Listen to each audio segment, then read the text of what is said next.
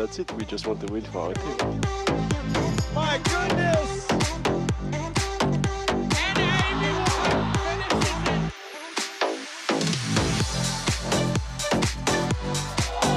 Yeah, we're just as good as the men. We're better. It's a huge point for the Bay Area. Good chance that's the #1 highlight of the week.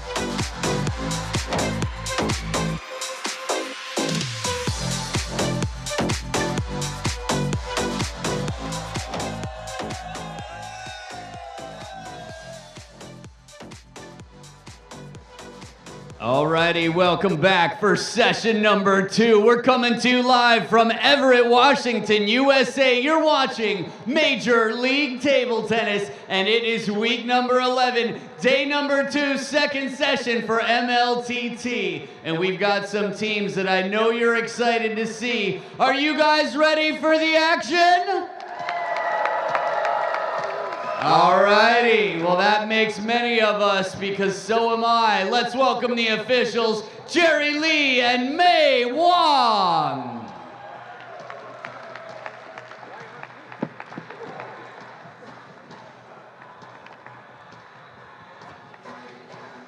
Everybody's good? Just testing the facility here, making sure the barriers are strong, and so far so good. So the first team to enter the arena is number 3 in the West Division. They've got 163 points. Put your hands together. A warm welcome for Texas Smash.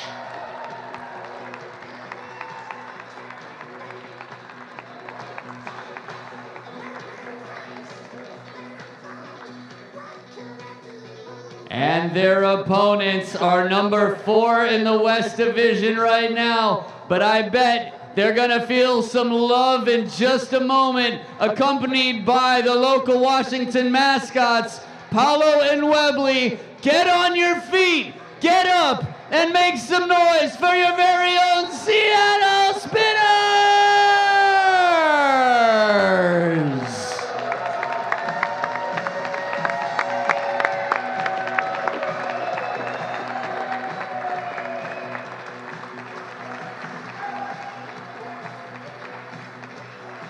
Alrighty, before we get into the action, we've got a very special presentation for you, so I hand the mic to the commish, Flint Lane.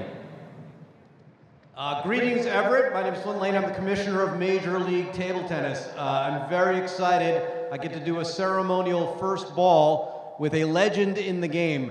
Anybody have a USATT number? Raise your hand if you play USA Table Tennis. How many people have a 4-digit USATT number? You do? Wow, mine is like 9 digits, dude. We have a legend in the game. Please give it up for Howard Grossman.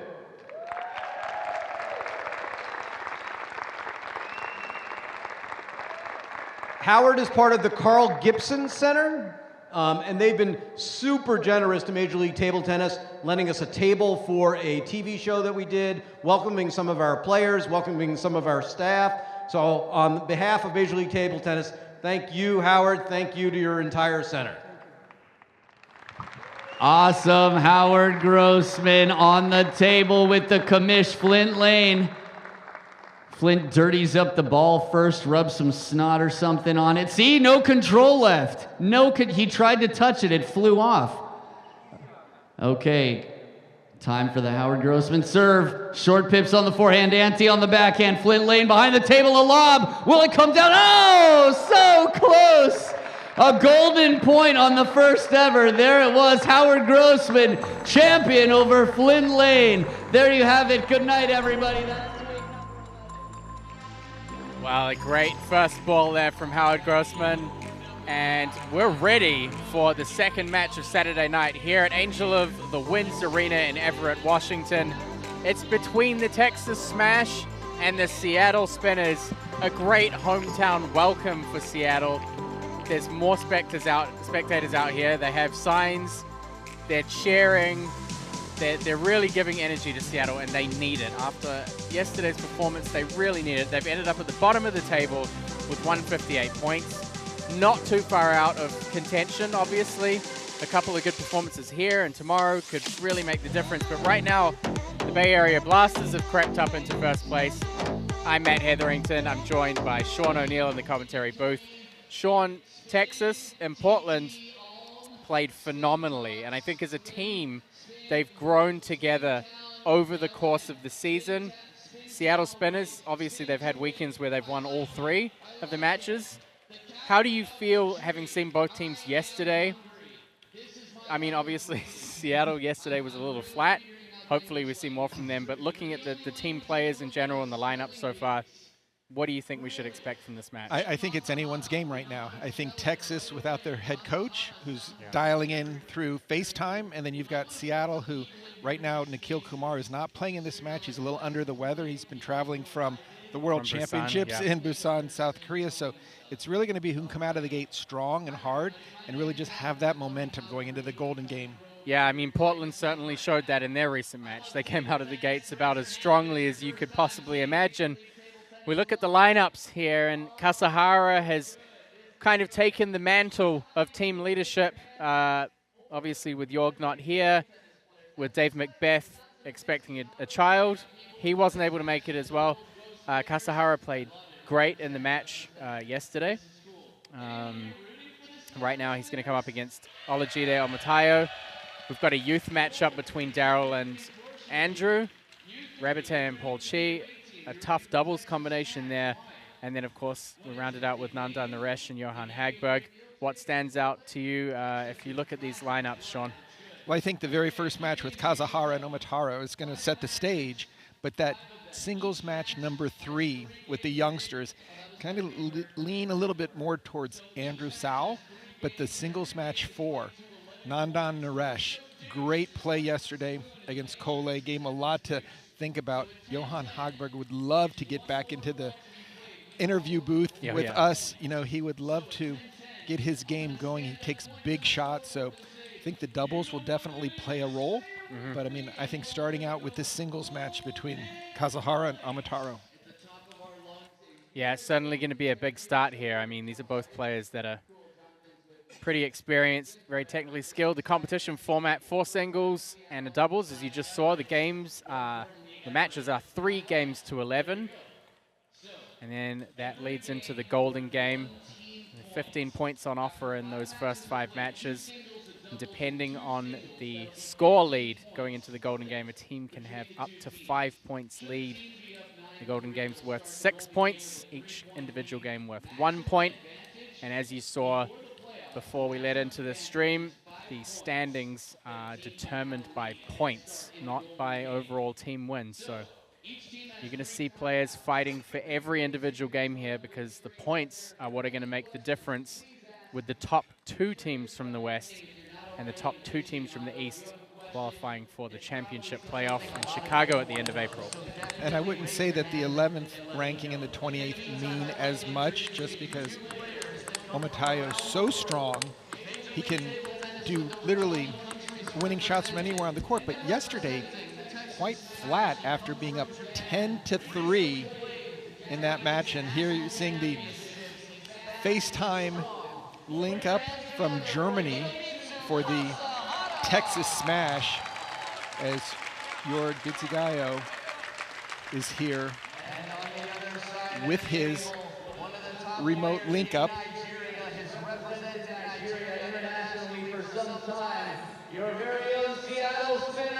Now, if we look at the standings, Kasahara 11th position on the standings.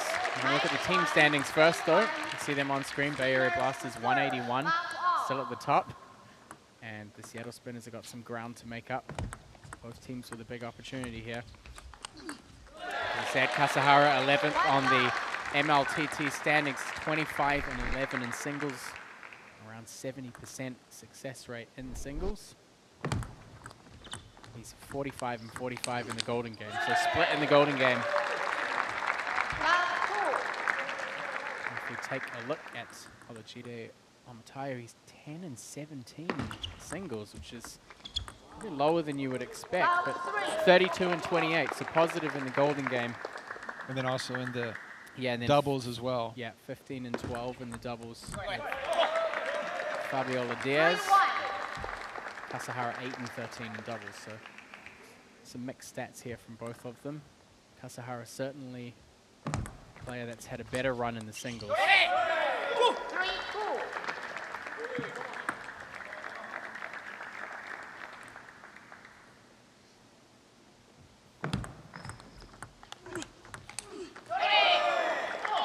Kasahara probably more vocal than we've seen him. Yeah, no, he's early on here. Yeah. Yeah, again, I think it's a reflection of him kind of assuming that leadership role and being a role model for the team. It's really the most pumped up we've seen Kasahara. I was a little surprised yesterday when he was playing his singles, and we are doing the remote link with Coach Jorg, is that during his singles play, it almost seemed like he wasn't even sure what was going on there, and he just put his head down and just started focusing on what he needed to do. And then in the doubles match, same thing. He just spoke directly to Amy Wong. They played extremely strong.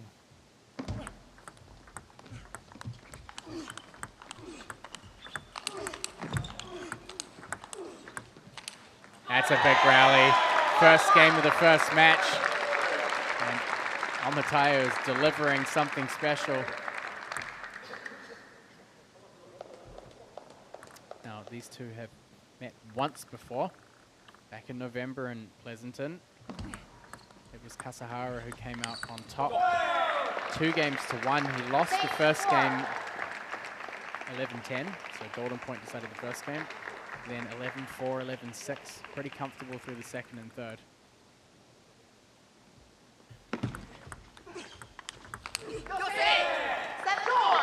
I think there's a contrast of ideas here about how players approach playing each other multiple times. I mean, you could kind of look at the format of Major League. You have West Coast teams playing each other each weekend, each round. So they play the same teams each round.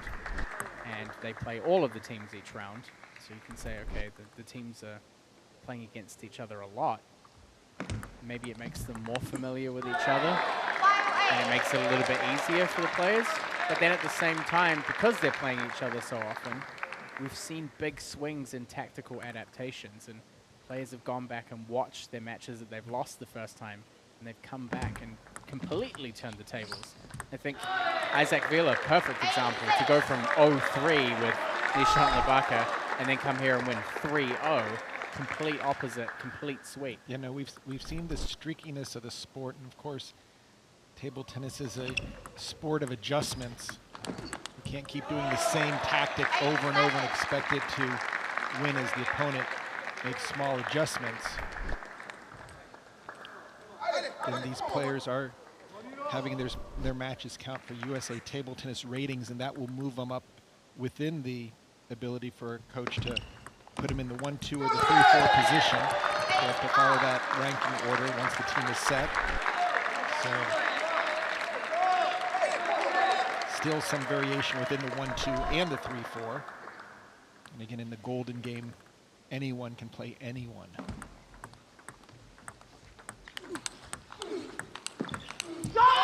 Yeah, I think one of the things that has actually kind of impacted teams a lot is the strength of their third singles player. Because there have been a lot of occasions, for example, with Bay Area where, you know, Marjin Bao wasn't able to play at the start of the season because he was in China. And having Lachine, having such an experienced third player able to show up for the team really made a big difference. So I think with Texas, you take Macbeth out of the equation and you have Nandan Naresh stepping up into the AB. I think it's a little bit more favorable for them than Nikhil sitting out. And then, you know, they're bringing up Andrew and Jay. Obviously, solid players, but I think Nandan probably has a higher potential top level to play against other AB players. And look at the difference in energy level for Amayo today compared to yesterday when he was up 10-3.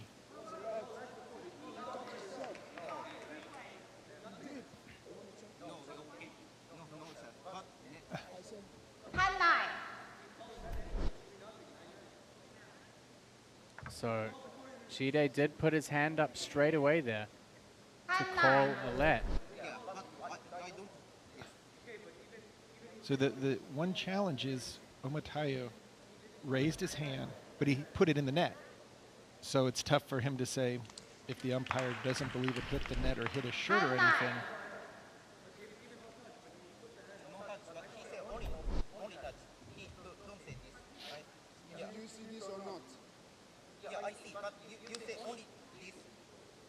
So Kasahara is saying that Amayo raised his hand because he claimed that the ball touched the shirt of Kasahara, not that it touched the net. So Kasahara is saying whether you raised your hand or not, the ball didn't touch my shirt.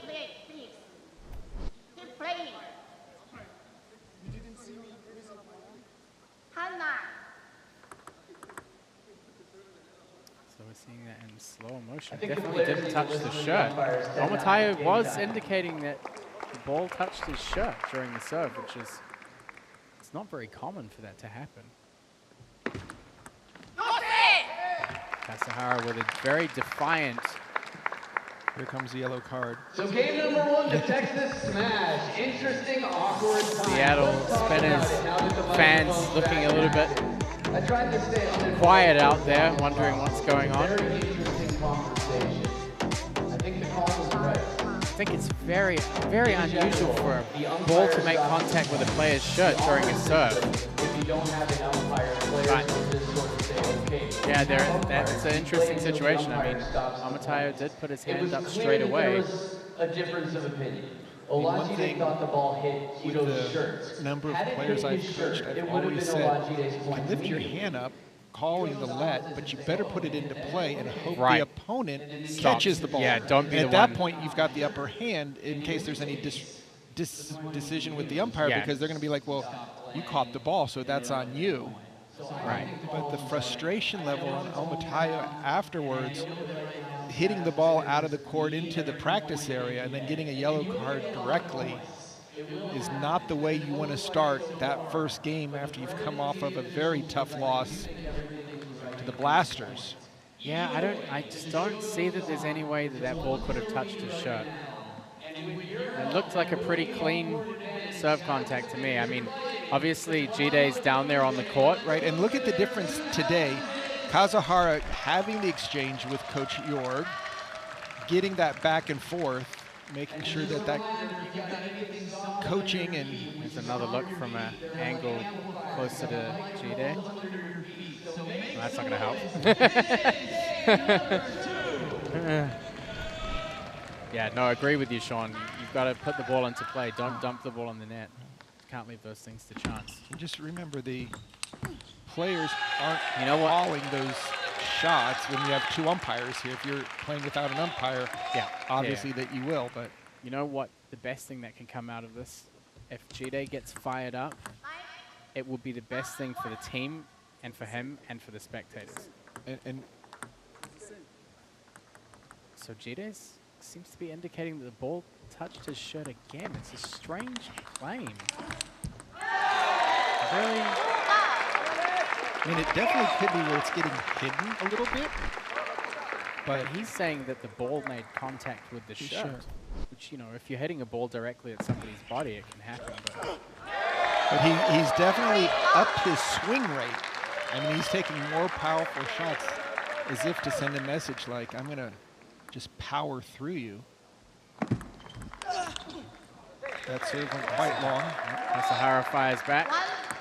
1-3.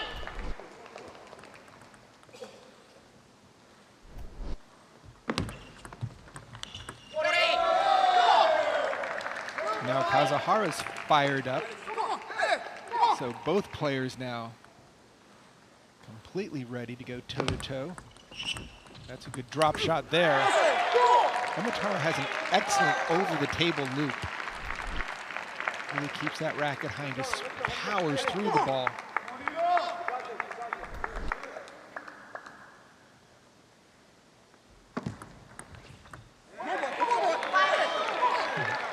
Amayo's really pumping himself up, and I know Seattle Spinners have had some meetings as a team and had some discussions about trying to bring the energy up. And we're definitely seeing the results of that out there tonight.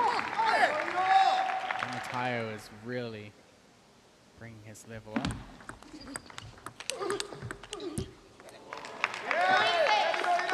Both players are so fast with their attacks.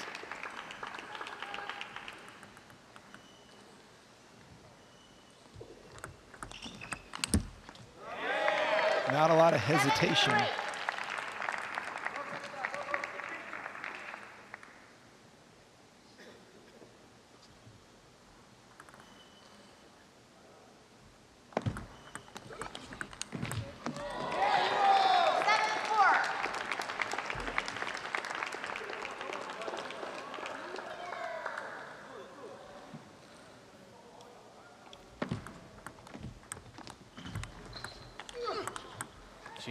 He had a chance to put that ball away, but kind of pulled away from it.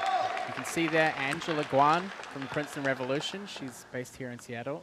Rachel Sung, and then Crystal Wong, former U.S. national team member, also living here in Seattle. They've come out here for the game. There you go, you can see them again. Rachel Sung, not necessarily stoked to be on camera, but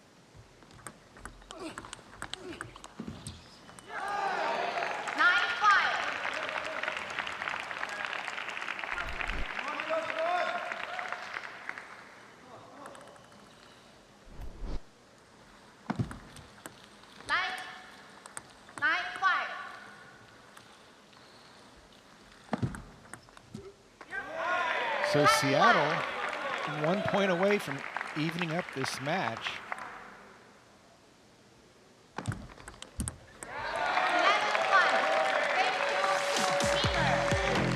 wow, that altercation seemed to be just the firepower that Jide needed to lift his game. 11-5 in the second. He was much more aggressive. Jide Amayo tying things up here at 1 game each. Is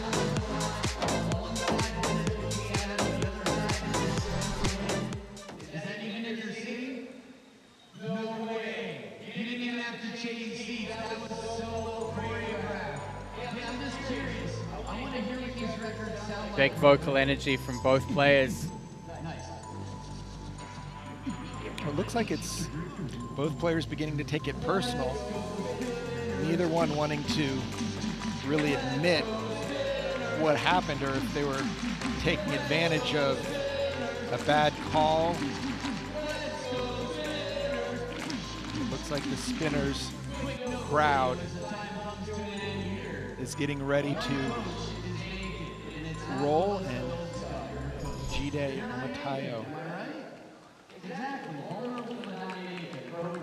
bringing his team 1 point closer. Yeah. Overall points battle. Well, remember when we started the weekend, there was only 11 points of separation between the top team and the bottom team.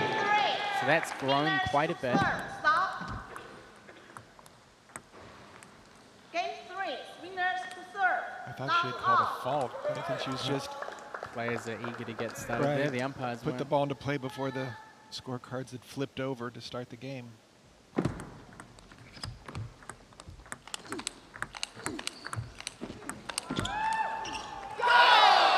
a big point from both players. Kasahara comes out with the point. Just full swings by both players, leaving the table, showing tremendous power. And that time a very nice deep return. Kasahara taking the first 2 points on Omatayo's serve.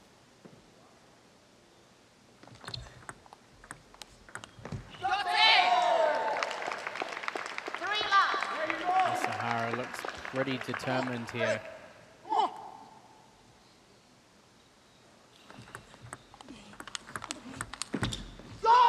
So quick, once he gets onto his forehand. Just a very short stroke, but so explosive. Yeah. First 4 points of this third game going to Texas Smash player. Good recovery on the net ball, but not able to get himself out of the next shot.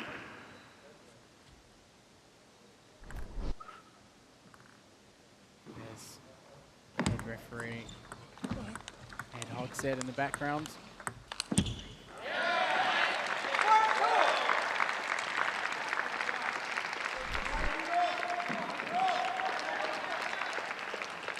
It's been great also to have some ball kids here. Yep, they've done a great job keeping the action flowing.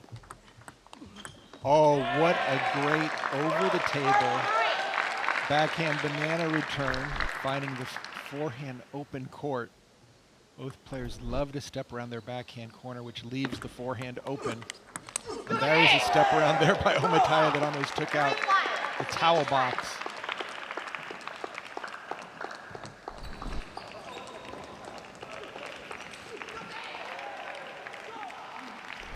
They switch ends at 5-3. Next up, Rebete from Switzerland takes on Paul Chi from Canada.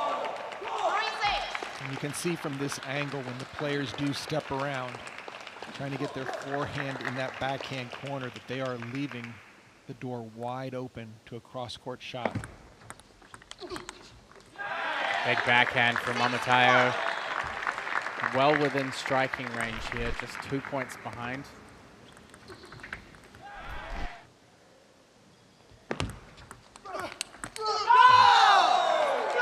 Quick counters from Kasahara, and he's getting louder and more pumped out there. These players are so fast on their feet, stepping around the corner to keep that forehand going.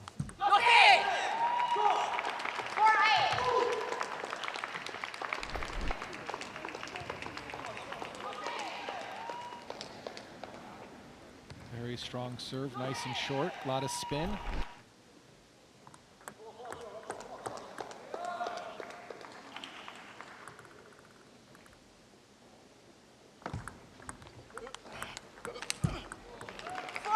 Kasahara pushing ahead here.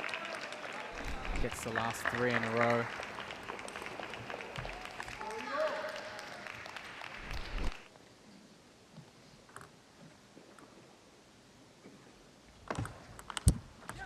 Nice deep serve there by Omataya.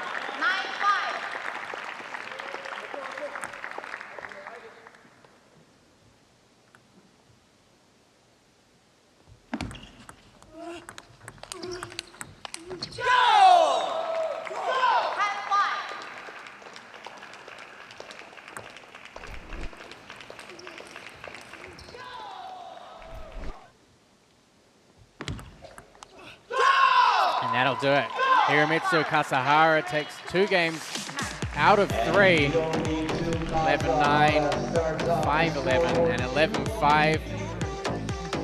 A big effort from Amayo to fight back in the second game. Kind of trailed away in the second half of the third, I felt. Kasahara was able to capitalize off that.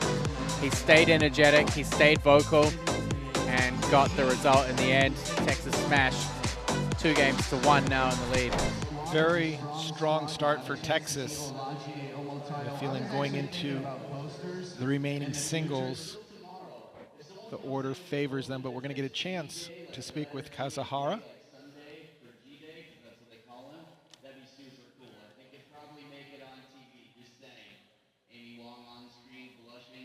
Well, Hiromitsu Kasahara, a very intense match to start out. The first thing I wanted to ask you is, you know, Jorg he's not here. Dave Macbeth, he's also not here. Do you feel a little bit of responsibility to be a role model and to be more of a leader for the team? Because it seems you're fighting harder and you're more vocal out there. Yes, coach and Dave not here. Maybe little more pressure for me. So I played now 2 days.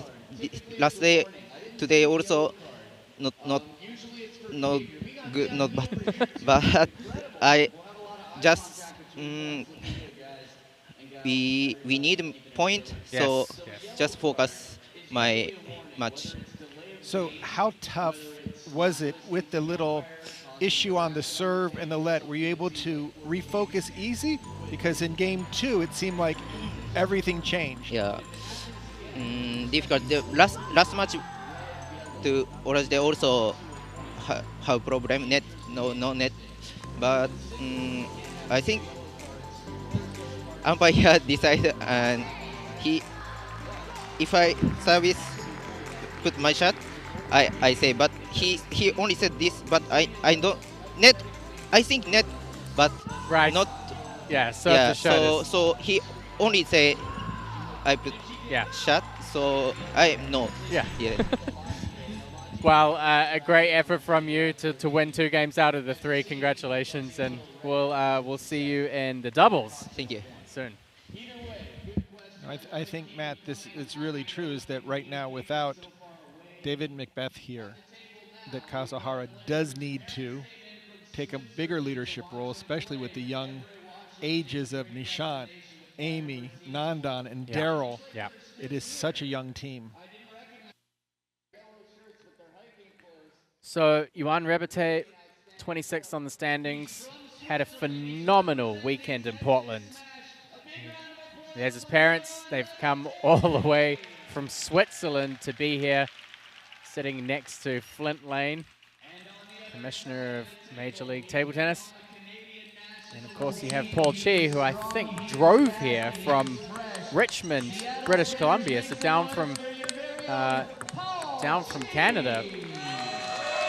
And you know, he had a great performance yesterday against a difficult opponent for him. He came up against Lasheen Al-Sayed from the Bay Area Blasters. Very experienced, lots of variation. A little surprising to me, he managed to come out and win the 3rd game with the golden point, but was able to really stay focused. I think the serve receive is going to be important for him here. Rebete's serve variations are pretty tough. He spends a lot of time during the team practices practicing all of his different serve variations. And what Rebete does so well is he knows where the next ball is going to be coming back off of his serve. And he's able to put maximum force on that 3rd ball attack. Paul has really nice technique. I just don't know if he's seen as many different serves and just the creativity that Yuan's able to deliver, whether it's attacking on both forehand and backhand at different locations. I mean, that's a beautiful backhand loop off the bounce. Rebete's 20 and 13 in singles, 60%. 33 and 45 in the golden game.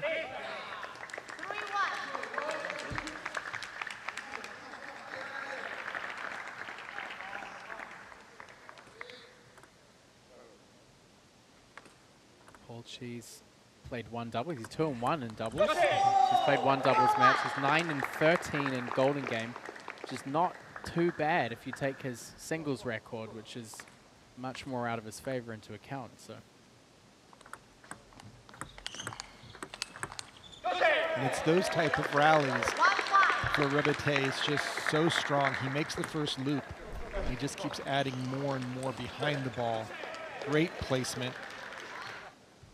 And is rewarded with a strong 5-1 lead here in game 1. And that's what Paul Chi needs to do. Aggressive on the serve, and then just go heavy spin. Yeah, and I think that made the big difference between his match with Lasheen, between the first 2 games and then the 3rd game. Stepping up the aggression, putting some pressure behind his ball. Almost seemed like the first 2 games he was like surveying and waiting to see what was going to happen. And you can't do that with Lasheen. He's got too many tricks and too much power to just let him take the first opening loop or even a swing. Yeah, got to be decisive.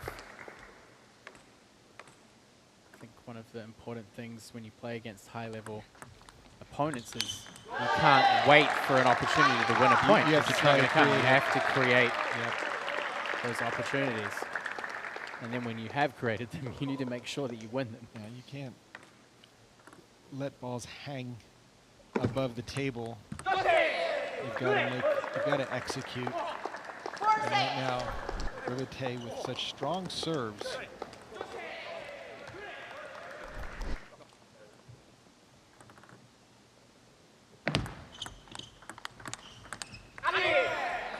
Both players having a little bit of difficulty finishing the ball quickly.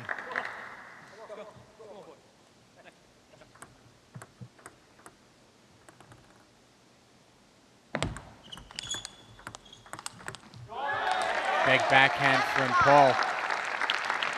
We need to see more of that from him. You hear the bench of the Seattle Spinners getting behind him. The energy today is worlds away from what we saw yesterday. That's a big point again. Paul Chi going on the offensive out here in game one. When he takes his forehand cross court and doesn't hesitate, that's a bomb. He really drives the ball well.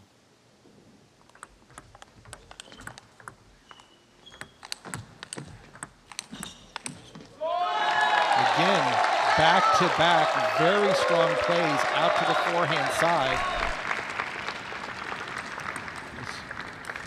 Great technique with his body going through the ball, completely driving everything.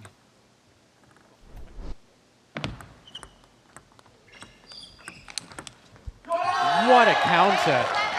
This is totally different player than what we saw yesterday. You know, on the occasions that we've seen him play, we have not seen this level of offense from him. Look at that, just the entire Seattle bench. They haven't seen it either. It's almost like somebody told Paul, you're allowed to go offensive on the first ball instead of playing safe. Good to see Paul out there running some laps in the absence of his teammate. Adi Sereno, there was a big chance for Paul to a high ball.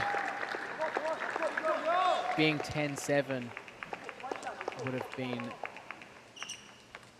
significantly better position than being 8-9.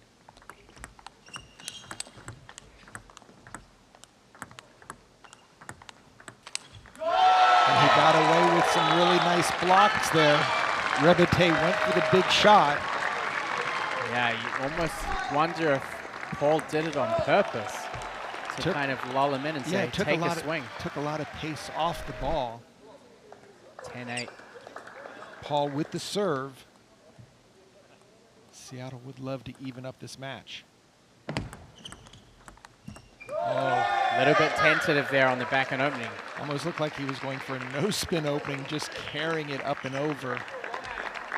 He doesn't want to get into a golden point situation where Rebete gets the serve back. There's just too many options for Rebete off of his serve.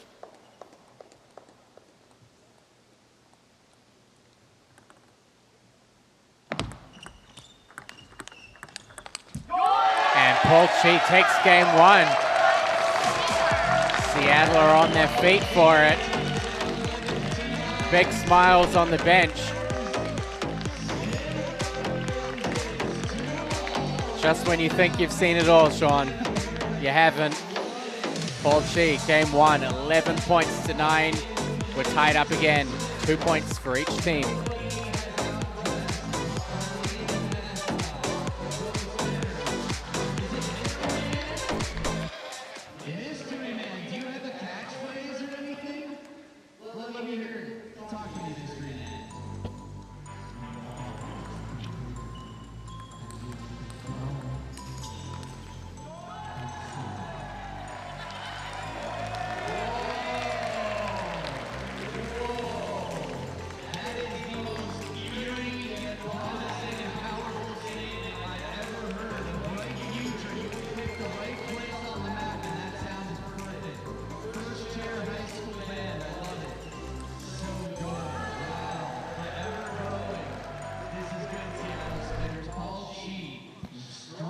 How's that for an outfit, Sean? Look at that chain. Go Spinners.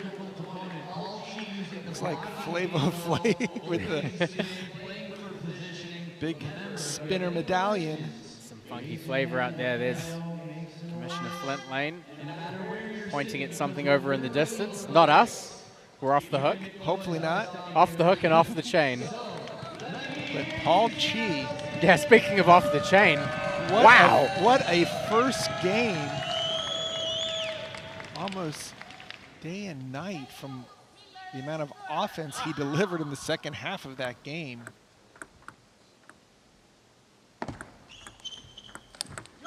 Now it's the question And of he's continuing sustainability. to get Look on at his, the energy. his Audi cycle and run around the court. That was a double-fisted Cho. Rebete with a big serve return. I just think we're going to see these two players continue to go toe-to-toe with big shots and big serves. I think Rebete, you know, he spins the first ball in. If he can get the soft block from Paul, just convert the next shot. Don't go for like something huge. He just needs to put the pressure back on him. I think we saw from Lachine in the match yesterday, when you apply pressure from variations and from spin, then it starts to cause him more problems. He's not able to have that confidence to attack all the time. Good set up from the serve. Regardless of the result, I would just love to see Paul keep that energy. Exactly. I want to see him keep fighting for it. Again, that ball looked like it hit the edge. Touch the back edge.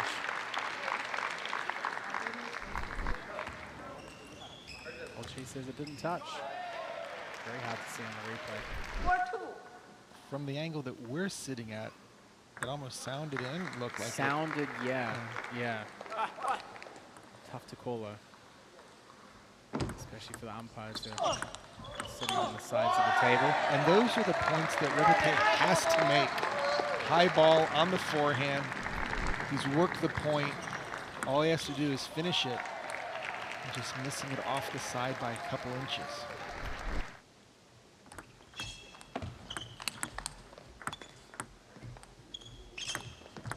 A double drop shot. As if the first drop wasn't good enough already. The second one, double bounce. Great timing. Rebete 5-3 in the lead.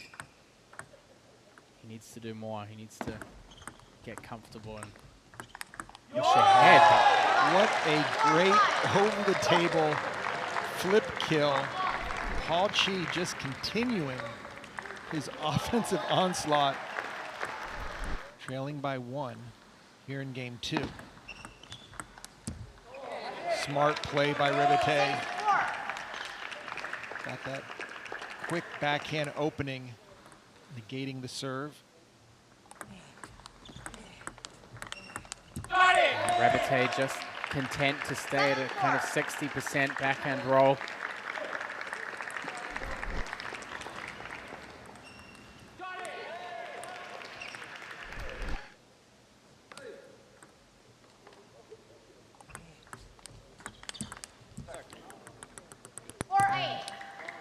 Rebete getting an easy ball to start his offense with. Paul just putting it into play. He's going to need to do a lot more in order to take the service advantage away.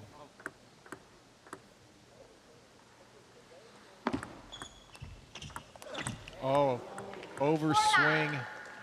Lucky break for the smash.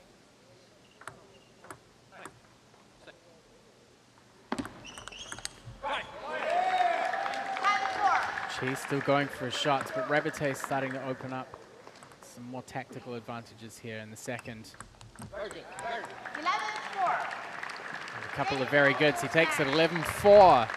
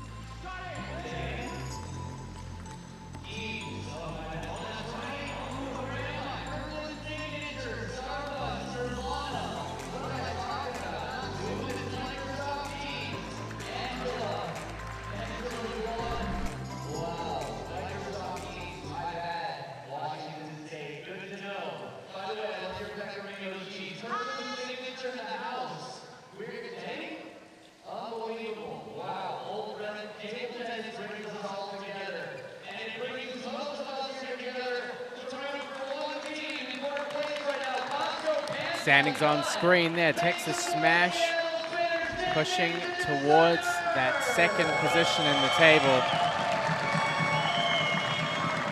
13 points behind. They would need to have a pretty good effort in the Golden Game win here to be able to get themselves level and on par with the Portland Paddlers.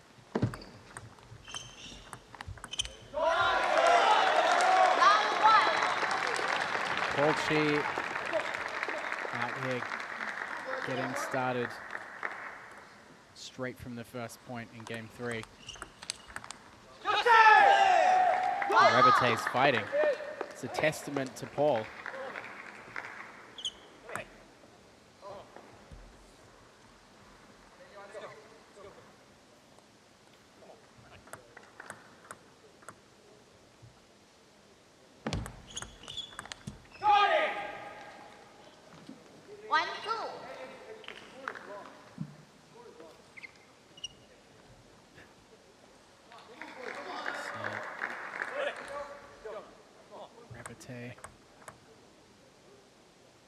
On the receive.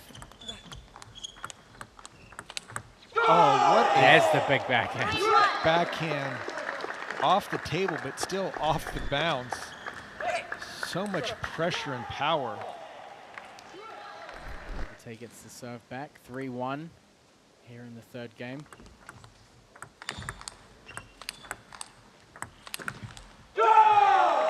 She backed off the table. It's not a place that he wants to be. Both players quite tall, and any loose balls, especially the higher ones, so easy for them to drive the ball.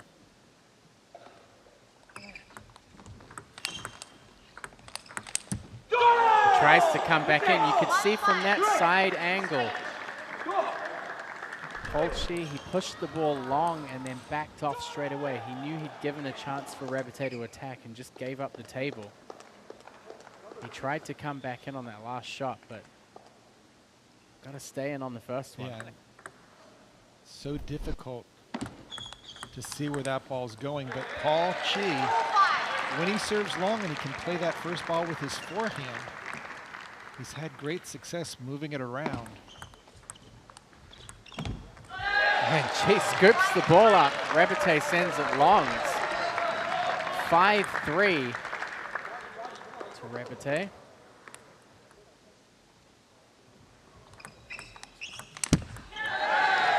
He's going for some big shots there. Both players are kind of members of the bomb squad right now, going for big shots. That brings Cheetah within 1 point, and it's going to force a timeout. Okay. 60 seconds of conversation to leave your player empowered, educated, believing. Yeah. Hey. Hey. Remember to play to his body. Remember to play to his body. You don't need to go crazy for every shot. Use your brain to play. Okay, he didn't change anything now after 5-1. Yeah, it was just you trying to go too much to the corner again. The return to the short forehand from Hagberg was very good, but then go to the body. Also after your serve. Prepare the points and go through the body. You don't need to kill with the first. And again, he still doesn't like when you serve also down spin. When it's close, you don't have to go over it. Got it. Okay. Come on, man. Let's go. Come on. Fight. Big encouragement from the bench. Rebete needs this. It's very similar to what we saw in game 1, where Rebete came out very strong, playing very safe but offensive, and then all of a sudden, Paul made a surge.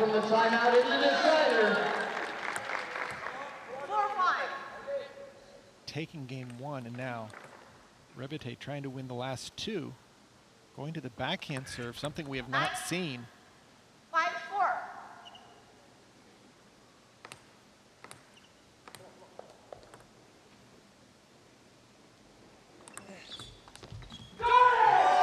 Rebete gives himself some space to maneuver.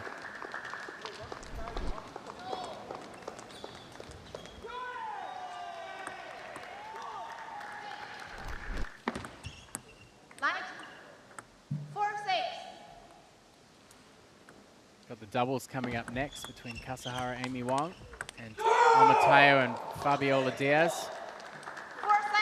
See the great mix of countries we have here in MLTT: Japan, USA, Nigeria, Puerto Rico, all in one doubles match. Right now, Rebete looking to try and finish off the job he started. Wow. Little reverse pendulum serve by Paul Chi. Enough of a variation there. But Rebete try to get that loop going. And then a nice juicy serve by Rebete. About twice the amount of spin of the ball that he missed.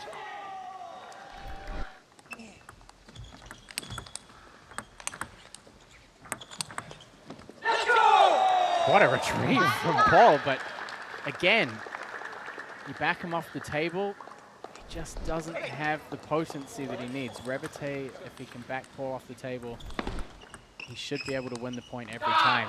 And now 6 game points to add to the Texas Smashes total. That careless serve receive there. Rebete needs to focus. He needs to get the job done. I think every player on every team right now realizes once you get to 10, there's no chance to let up. Oh. That ball wasn't close.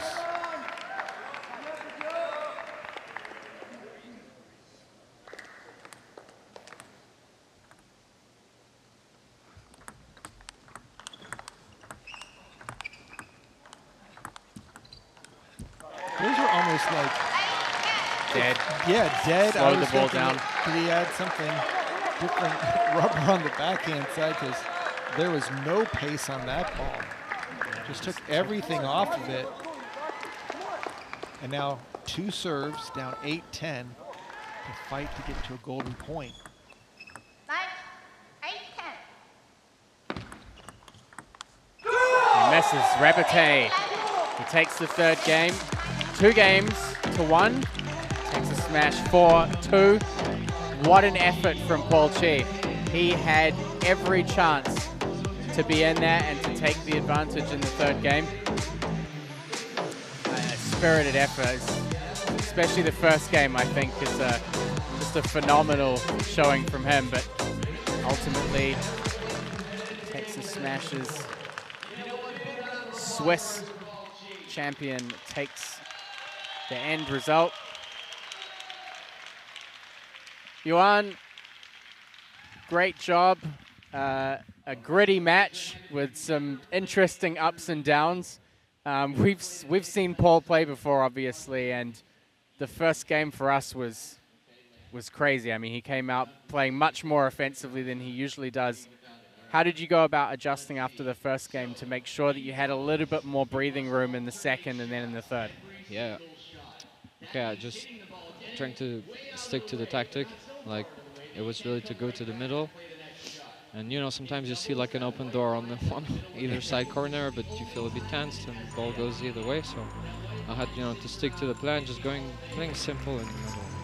You know, it seemed like we were able to listen in also during the break with Coach Jord, reminding you just to play with your brain, just to play your game and not go for so much. Do you think that made the difference? Yeah, of course, of course. I mean, it's always tough. You know, there's a lot of distraction, clearly. So he could put me on the right track. Did it well. Thank you. I think that was like a team victory, not only me.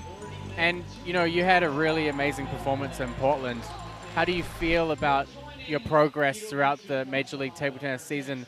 And do you think the game format being different in MLTT has helped parts of your game at all? I think not really. I think I just, you know, trying to improve, but also expectations are going higher. So it's something I have to deal with, obviously, because it's getting crazy, you know? Yeah. So, you know, I have to also steam off a little, and yeah. Well, a great job to get 2 points for the team, and congratulations. Thank and we'll you. see you a little bit later on. And 2 proud parents. But I think that's one thing we have seen with Yuan is that he really calms himself down, whether he's down 0-2 or up 2-0, and he does a good job of forcing the opponent to deal with his service game. Yeah. Just very effective, and I think he, as we've talked about, Silva for the Blasters, a great team member, right? Rebete doesn't add any negativity. He's only encouraging. He's out there fighting regardless of the score. And the one thing I would say, Matt, that you asked a very interesting question about the different format. I think it forces players to learn to focus. They have to be in the present. They can't be thinking about, well, I'm up 2-0, and it doesn't matter. They have to play every point like it means something because the games all count the same. Yeah. Yeah, and I mean, prime example in that match. He loses the first game against a player that he has the capability to win 3-0 against. So, yeah, I mean, I think we've talked to other players like Margin Bao this weekend about being used to playing best of 5 and having the chance to come back, playing best of 7. You come here and you play 3 games, and the standings of your team are totally based on the games that you win. It changes so much. Double bounce from Amy Wong to kick things off here. Jide certainly looking for the offensive. And he gets it the second time. And that is a powerful and Fabi shot. Going for the deeper serve. Amy did a nice job to take some pace off of it, but anything that comes anywhere near the end line. Oh, what a shot. Off the hand, then off the edge of the table, and get some smiles from teammate Fabi. Diaz, just not what you'd expect. Oh. We've seen so many kind of displays of personality from Fabiola yesterday and today. Of course, we saw in the doubles when she missed the serve, the face palm, and then there was the double net between her and Lily. That's just some good teamwork by the spinners. Both Fabi taking the balls off the bounce, and Amayo running them down from the backcourt. There's no question that Texas, with Amy Wong and Kasahara, have the big shots. They have the ability to finish the point at any time. Fabi likes to mix it up, change the spin, use her pips on the backhand side effectively, and letting her teammate Amayo. Oh, look at that forehand smash by Amy Wong, just obliterating the ball. Now, these two teams have only met once before, recently in Portland. 3-0 win, Kasahara and Amy Wong. Right now, Seattle Spinners looking to make their presence known in front of. Just seems like every shot between these two teams is getting harder and harder in the power category. Almost like wanting to send a message, like so you can land a bigger blow.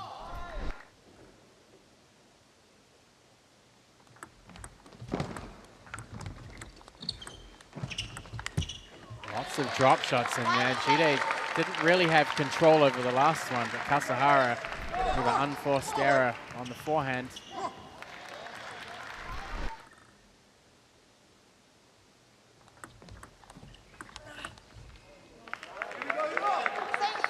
And Kasahara just playing heavy spin.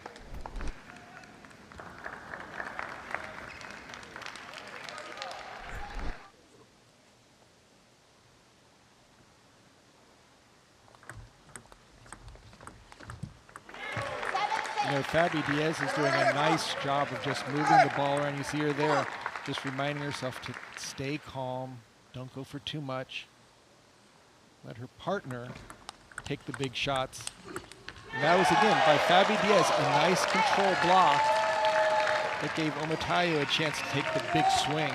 And you can see the doubles teamwork really working well for the spinners.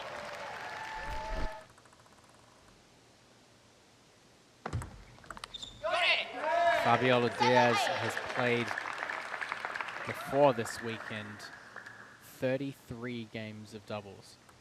So 36 if you count yesterday.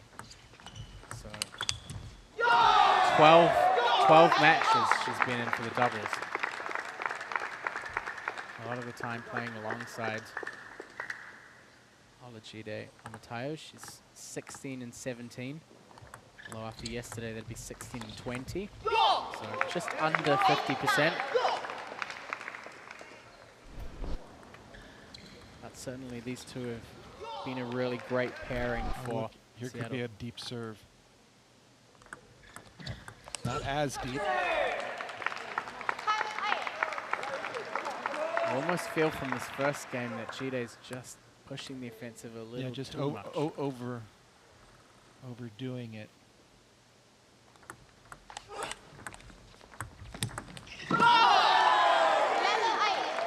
Amayo almost ends up in the audience on this side there. Amy Wong with a smile. She gets that backhand smash to win the point.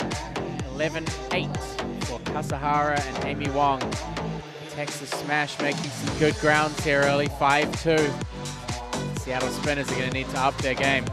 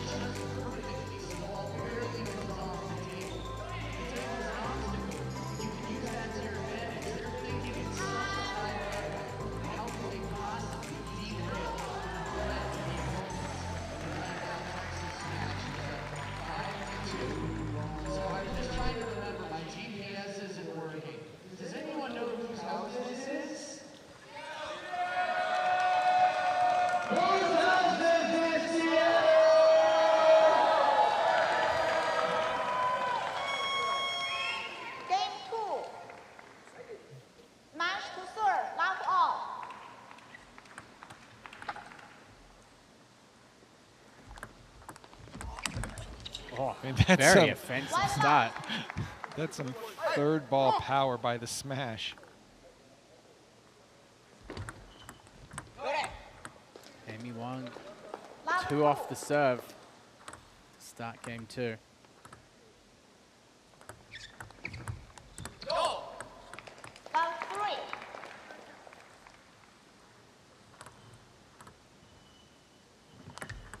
What a serve. Man. That was a rocket ship. I saw Amayo give the signal for serving it deep, but Diaz just turned it right over with her wrist at the last second. She has... Oh, and she had an opportunity there as well. Such an incredible, long, fast backhand serve. We need to get a speed gun on that one. It's been more, maybe not as effective in doubles where you don't typically serve too much long, but in the Golden game, we've seen her win points outright off the serve. Amy Wong and Kasahara, as a team together, they just seem more balanced, a lot more consistent.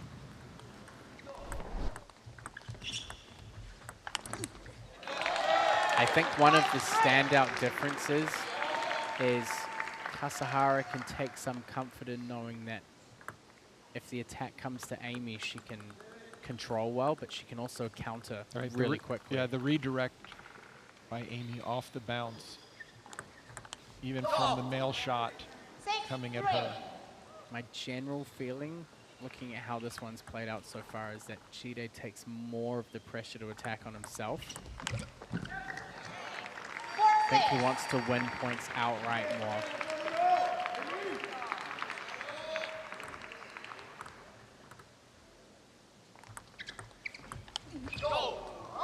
Big opportunity, but he's starting to miss more of them. Going for too much, and once you go for maximum power, you're going to have a lot of mistakes there.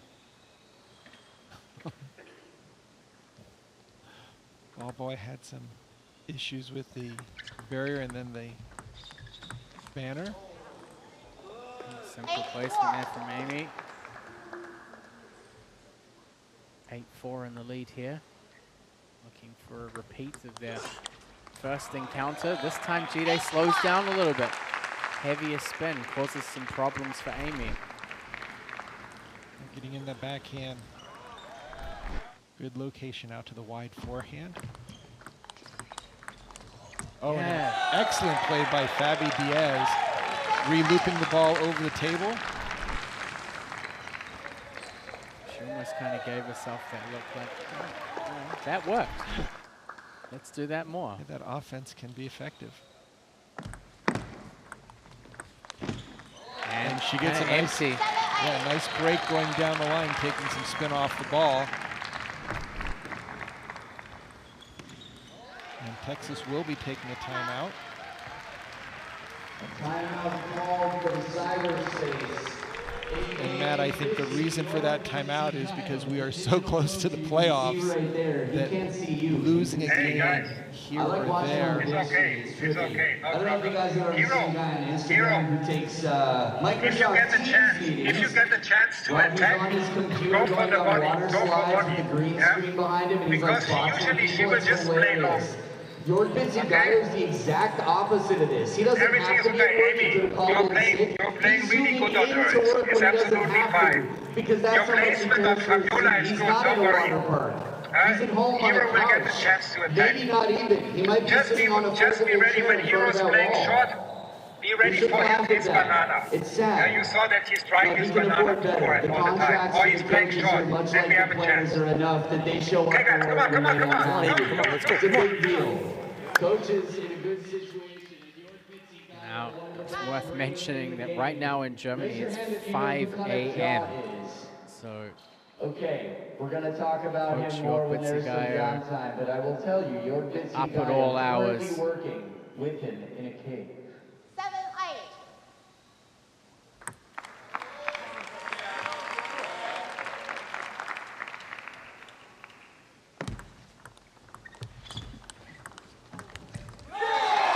Amy Wong just misses that opportunity. Just seemed like the ball was going too slow for their off the table, off the bounce timing.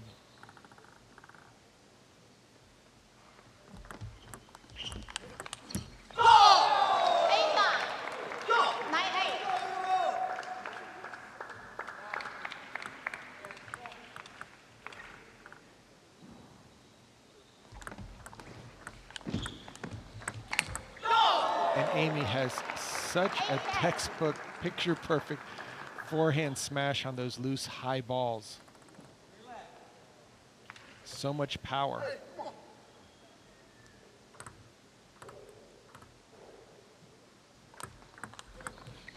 And Kasahara controls that long, fast serve.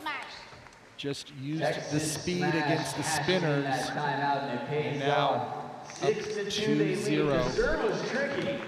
Yeah, 11-8 in the second. Kasahara and Amy Wong looking for a repeat of their 3-0 win the last time these two teams encountered each other. The spinners, they're in it. They're just a little bit shy of the finish line. A couple of adjustments here or there could change things a lot for them. They need to get some points on the board. I mean, right now they're kind of in a similar position that the Bay Area were in their matchup this afternoon rather, where Texas are getting a really strong start here. And if you look at the lineup, there's a possibility, maybe. Yeah, you could say experience-wise, yeah, the spinners in that last two singles matches.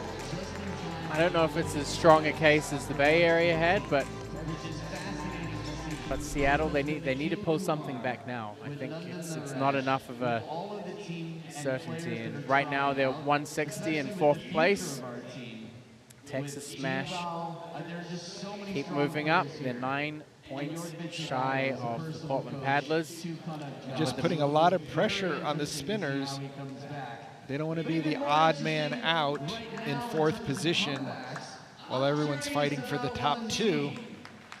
Coach Luba Sadovska on screen with Nikhil.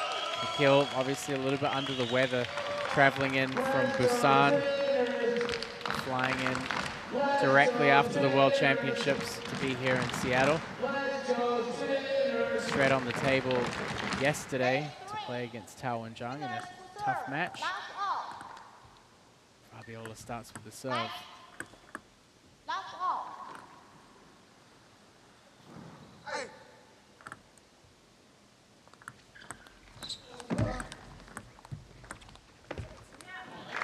I think Amy was ready for a push to come back after a block. I think she's also happy that Omataya didn't get a chance to swing on that ball because he would have been putting some heat behind it. She almost turned her shoulder away from the table. Jide with the big power. First 2 points go to the spinners. They've had more energy today than yesterday, but they need some points to try and give them that extra momentum. It's really hard to continue being energetic when the games are not going your way.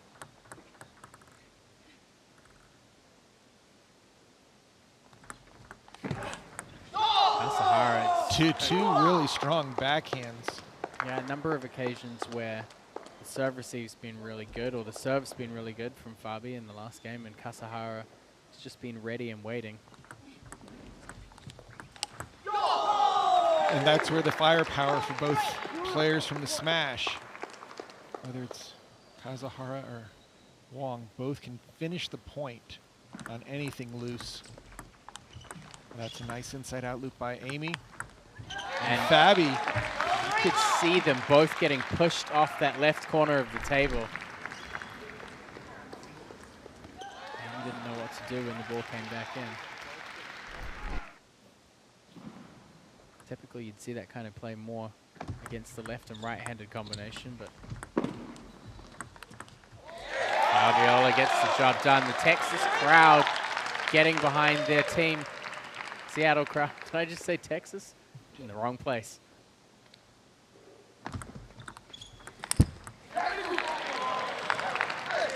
Had a great turnout here tonight, not just from Everett and Seattle, but also people coming in from Portland, from Vancouver and Canada. Got some guys out here from Salt Lake in Utah. Singles number 3, up in the left corner. The American youth players, Daryl Sau, Andrew Sau. It's going to be an interesting one. Certainly great to see the young, rising talent players in the US competing here in Major League Table Tennis. And a serve error there. Receive error, rather. That was a serve error. Now it's 6-5 to Texas. They're regaining control of the match again. Big risk on the serve receive from Amayo.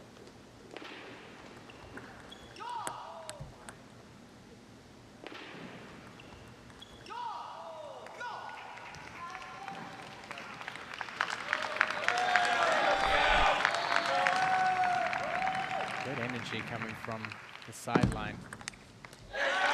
Amy goes for a very aggressive backhand flip.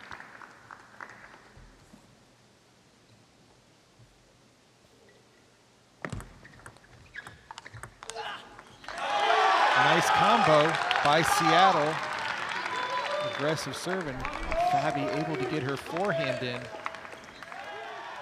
Right down the center court.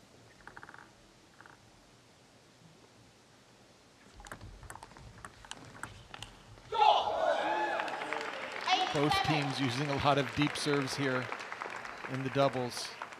Both of the men's players have kind of backed off the table quite a lot and tried to counter from back there. Oh, and Amy Wong going for the super deep serve, catches the net.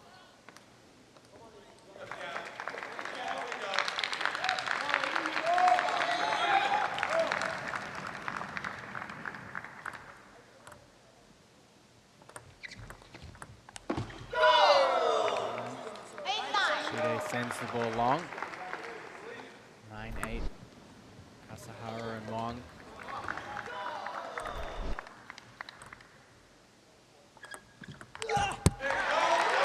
serve of Fabiola Diaz gets the point. You can see the look Kasahara of scratching the back of his head. of surprise and confusion. Kasahara.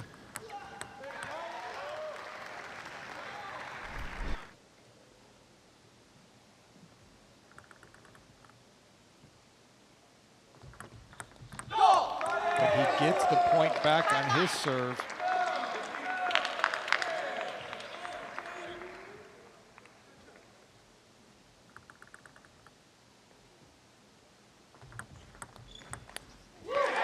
Amy Wong misses. We're going to have a golden point here. Big opportunity for Seattle in front of their home crowd.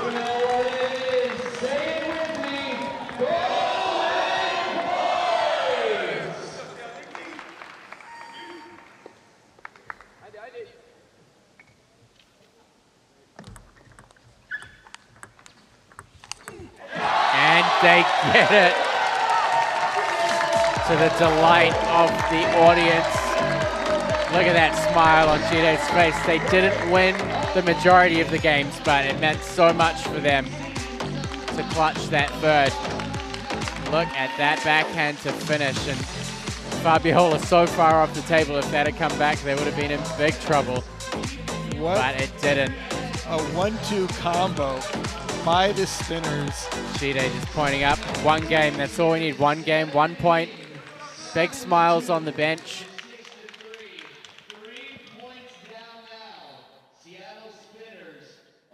11-10 to decide the third game.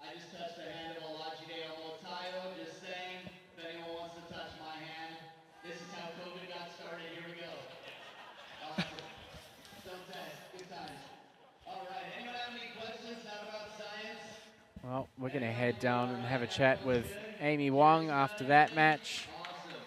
There's Kasahara back on the bench. Amy, great effort to get 2 points there for the team. Obviously, you guys started out really well in the first and second game. In the third game, it was close, but things changed a little bit. Did you feel that the third game was more difficult for you guys? I think in the third game, they became more aggressive, and we did have some unforced errors that I feel like should not have been should not have happened. But I think me and Hiro played well. We communicated well. Yeah. How difficult is it, Amy, when you're going back to the bench to have the coach coming in on FaceTime? Is it something that now the team seems a little bit more comfortable with, or are you still getting used to it? Yeah, it's a bit weird. But I think Coach York did his best despite his situation. And I'm really glad that although he's not here in person, he's still with us virtually. And yeah, I think going into every match, we're at a disadvantage, but we try our best, and yeah, we work as a team. One of the things I wanted to ask you is, obviously, we've known each other for quite a while now from Lily Yip's club, and most of the time when I've seen you playing in tournaments, you've maintained not too much. You don't show too much out there. But I feel like during MLTT, we've seen a few more smiles cracked, and you seem more relaxed out there. Do you feel more relaxed? Are you enjoying MLTT more? Yes, especially doubles. I think I feel more relaxed because I trust whoever I'm playing mixed doubles with, whether it's Hiro or whether it's David. But yeah, I'm just there to have fun.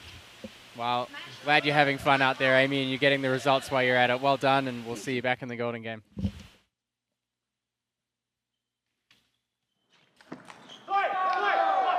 So we'll start this American youth battle here on center court. I think more importantly, Matt, is that we have two players that are on each of our respective fantasy teams. So I'm really needing some points from Andrew to help.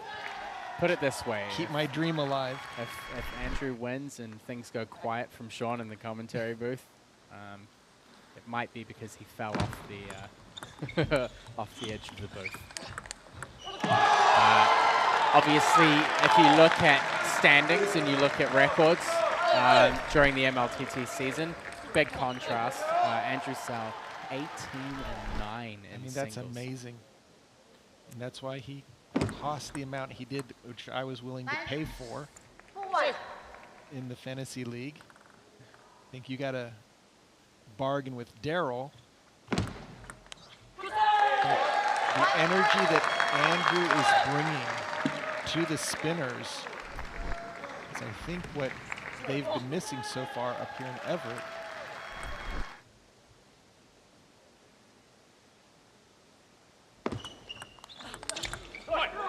Both these players have tremendous forehand attacks. Daryl is 9 and 21 in singles, so 30%. He got his first singles win. Important. You know what? I think he's a young player and he has something to prove. Well, clearly the benefit of Major League Table Tennis is aimed at players like Daryl and Andrew to get that experience in a pressure-packed situation, center court against international players where they can continue to train at home, work on their game, and then also have the opportunity to work with international coaches. You can't say enough about that, where the coaches can come in and give them tips on their training, do the video analysis after the matches, help them just raise their level and potentially become full-time pro players. Well, now Daryl has video analysis during the match, which is less common. Oh, look at that. What a shot. Inside-out forehand by Daryl Sal. Daryl's snapping off some amazing forehand counters so far this first game. In the past, we'd see him back up a little bit that time. Not only did he step around his backhand, but he drove it. Once again. Looks like... I told you, Sean, he's got something to prove. Yeah, it's almost like Isak Villa, but 10 feet closer as he turns that backhand and drives through the ball.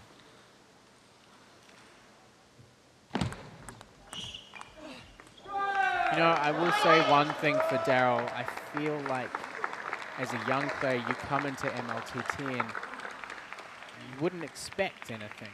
You know, you expect them to take the experience and to try and grow from it. But I feel like there have been occasions, especially during the cross division, where he really put so much expectation on himself during his singles and during the Golden Games, and we saw him on a couple of occasions take it really hard when he wasn't able to win. So I think emotional maturity from him is starting to get to where it needs to be.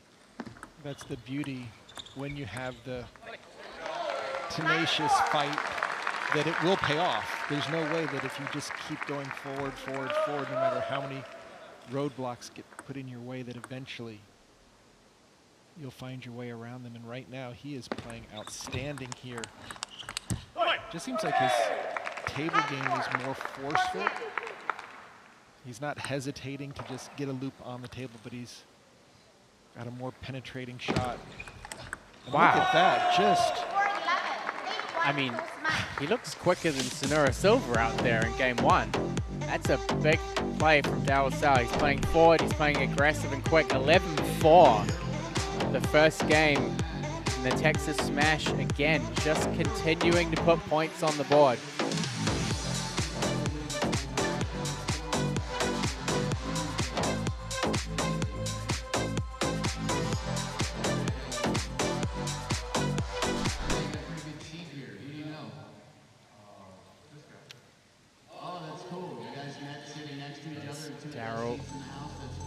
Listening in to the iPad. Of course, he had the headphones in yesterday when he was in command of the bench. What an outstanding start. Those forehand counters. He made 3 complete. They're on par with Ma Jinbao. I mean, Tao Wenjiang, Ma Jinbao, the A players in the league. Solid counters. That half-long serve just absolutely punished. usually those get kind of a fun chuckle out of me because you're taking such a big shot. And he landed all of them. Texas smash into the 170s now. 8 points behind the Portland Paddlers. Wow, there he is. There's Taken one, in the corner. All right, one more round of West Division matches in Kansas after this weekend. The players are making their moves towards those top 2 playoff positions. Andrew Sau starts with the serve. So Andrew, I'm sure, realizes he can't just play consistent, controlled. He's going to have to take some risks, land his forehand, but right now, Daryl Sau looks so, again, he's able to play that inside out, cross his body, especially on the low balls as Andrew makes the controlled opening.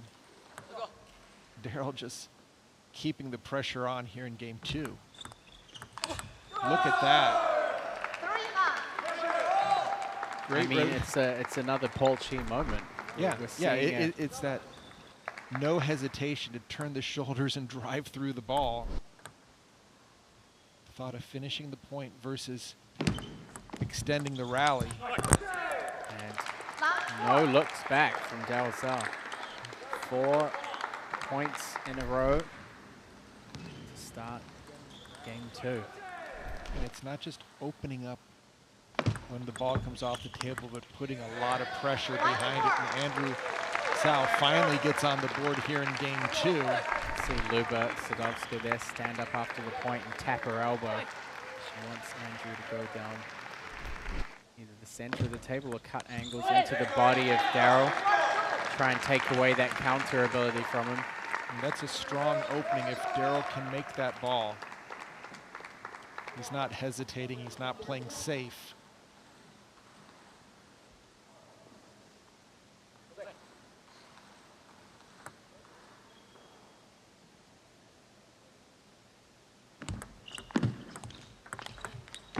Nice play by Andrew, just to jump on that softer opening with his backhand out to the forehand.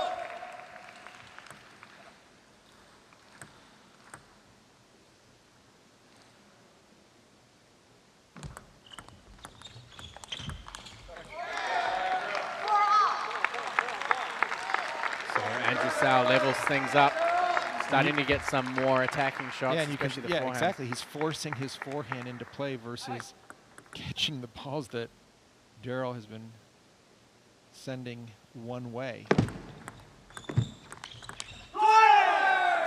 Both their backhands, very wristy, very spinny, trying to set up the forehand. But so far this match, Daryl's forehand has been the difference.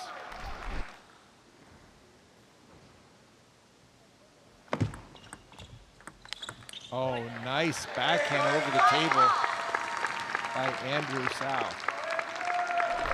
Starting to see some fight back from him. Daryl needs to make sure if he's going to drop the ball that it stays short. Andrew, when he gets confident, picks up the half long ball really well. I think that in the backhand-to-backhand exchange, normally Andrew has a little bit more speed, a little bit more spin on his ball. But Daryl's been forcing his forehand in, hasn't seen that small differential on the backhand-to-backhand side. Daryl this time keeps the ball tight. Solid first opening on the backhand. Gets a really great snap through his shots.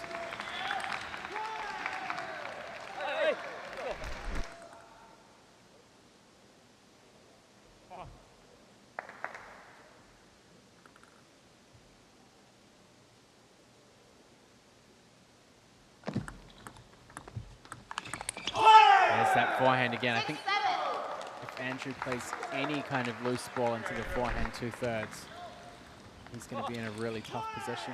Just seems like Daryl has a, I'm not going to say new and improved forehand, but he's much more sure of himself.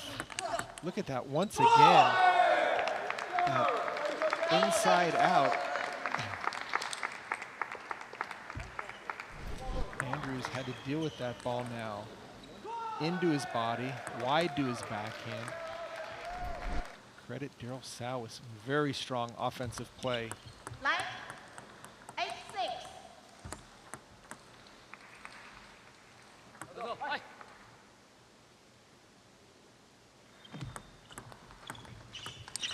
Oh, that was a great forehand turn by Andrew Sow. A lot of power. These two played back in November in Pleasanton. 2-1 for Andrew Sow. Line Also Andrew Sow, 8-7. currently under 17 national champion in the US.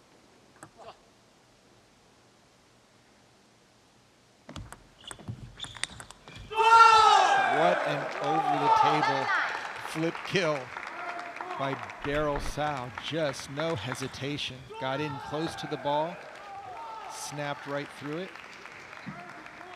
Head-to-head in domestic tournaments here in the US, 10-4 for Daryl. Just go with what you're comfortable with, okay? What you are ready for. If you are doing something that you're not comfortable with, the point will not be what you want. You're not ready for it, okay? Don't use only too much power. When you are using too much power, you are rushing and your timing is off. Okay? Sometimes spin, heavier spin, okay? Yeah. And then again, better placement. Even the forehand push, it's just too high. He attacks it right away. Go to the middle or go even the impossible corner. You're doing good. It's your serve. Pick good serve, okay? What you are comfortable with. Answering your question will be more impressive than any number, whether you use kilometers or miles per hour. Nolan Ryan's fastball, the time it leaves his hand to the time the catcher catches it, players can play a rally with 3 shots in the same amount of time. Come on. Put that in your think tank for a minute. All right, think you're good? Here we go. That's the slogan right away from LTT. That wasn't directed at you. Here we go. 2 points between them. Back out of the timeout. Andrew Sow has the serve. Coach Luber giving some advice there. Quite right. Can't afford to pop the ball up anywhere near Daryl's forehand. The placement so important.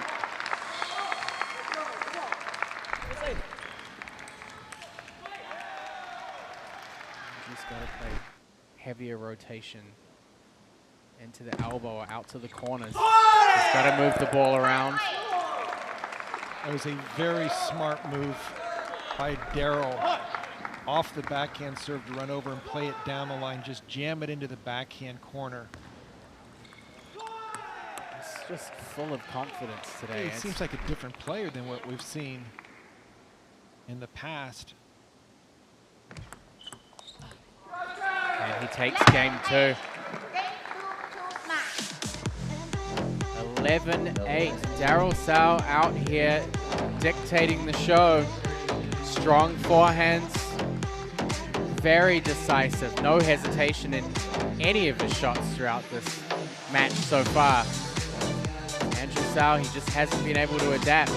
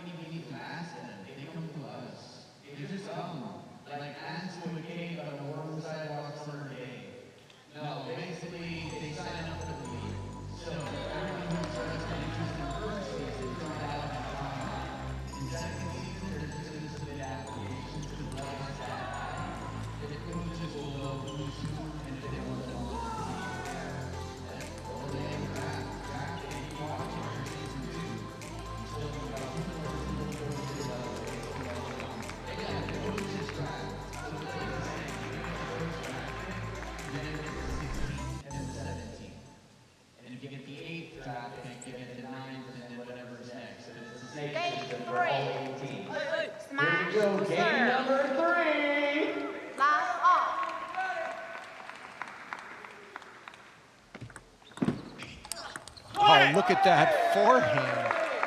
by Daryl Sal. Has he missed one of them yet? I mean, it just seems like every ball that's coming off the end of the table, he's just punishing. There's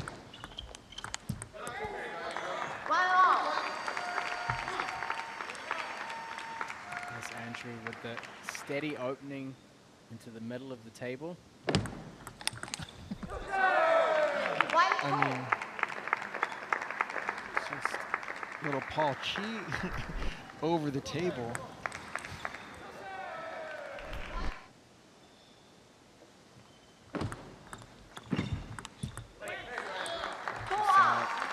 Gets that push deep. That was a good shot by Daryl. He went for the right shot, just caught it a little late. You know, I think Andrew's so comfortable playing the counter game. He's got such a strong forehand. Daryl's continued to try and play short a lot of the time. If he's not getting the chance to open up, he's just redropping the ball. His short game's been fantastic. Andrew shouldn't try and play that game with him. If he gets the chance to get in here and dig the ball long and get a soft opening, that's exactly what he would want. So I think Andrew's got to move away from always trying to play short with Daryl. He's got to push the ball long, and he's got to push it with good placement and some intent, and then just get ready to get on that counter on the forehand. Perfect example there. I mean, when Andrew gets on his forehand, he gets one big counter in. He's got a pretty good chance of winning the point.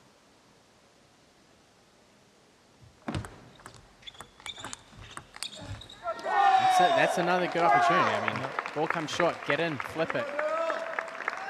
As long as he doesn't try and play too much short.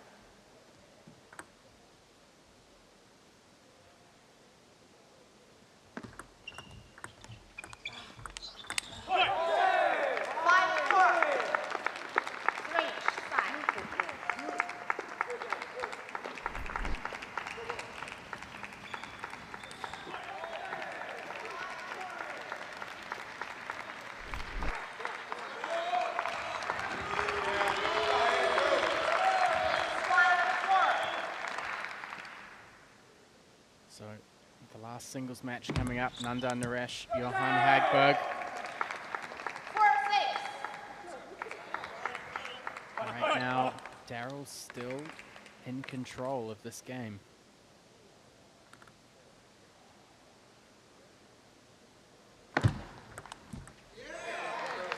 Nice depth on that serve. Let's see if Andrew's able to at least take one game out of this match, but it has been all Daryl Sal so far. Missed opportunity there. That was a ball that he should have attacked. Cannot push back that serve return. If you're going to push it, at least push it wide to the backhand. Don't push it off the end of the table.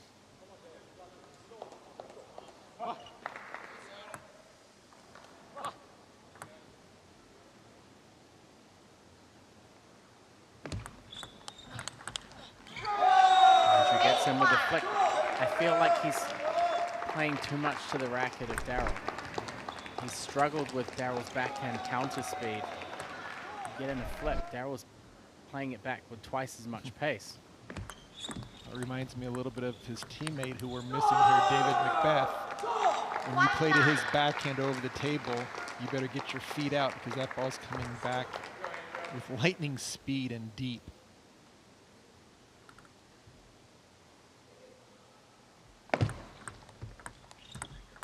Wow, this has been a clinic by Daryl Sal on how to get your offense going. And that gets it done. 3-0 sweep for Daryl Sal. Looks like you'll be staying in the booth, Sean. What a performance by Daryl Sal. I mean, you look back on that match, could he put a toe wrong in that match? Every execution was on point. Every placement, tactics were on point. Shot making on the forehand was unreal. I mean, maybe 3 or 4 total mistakes the whole match. But other than that,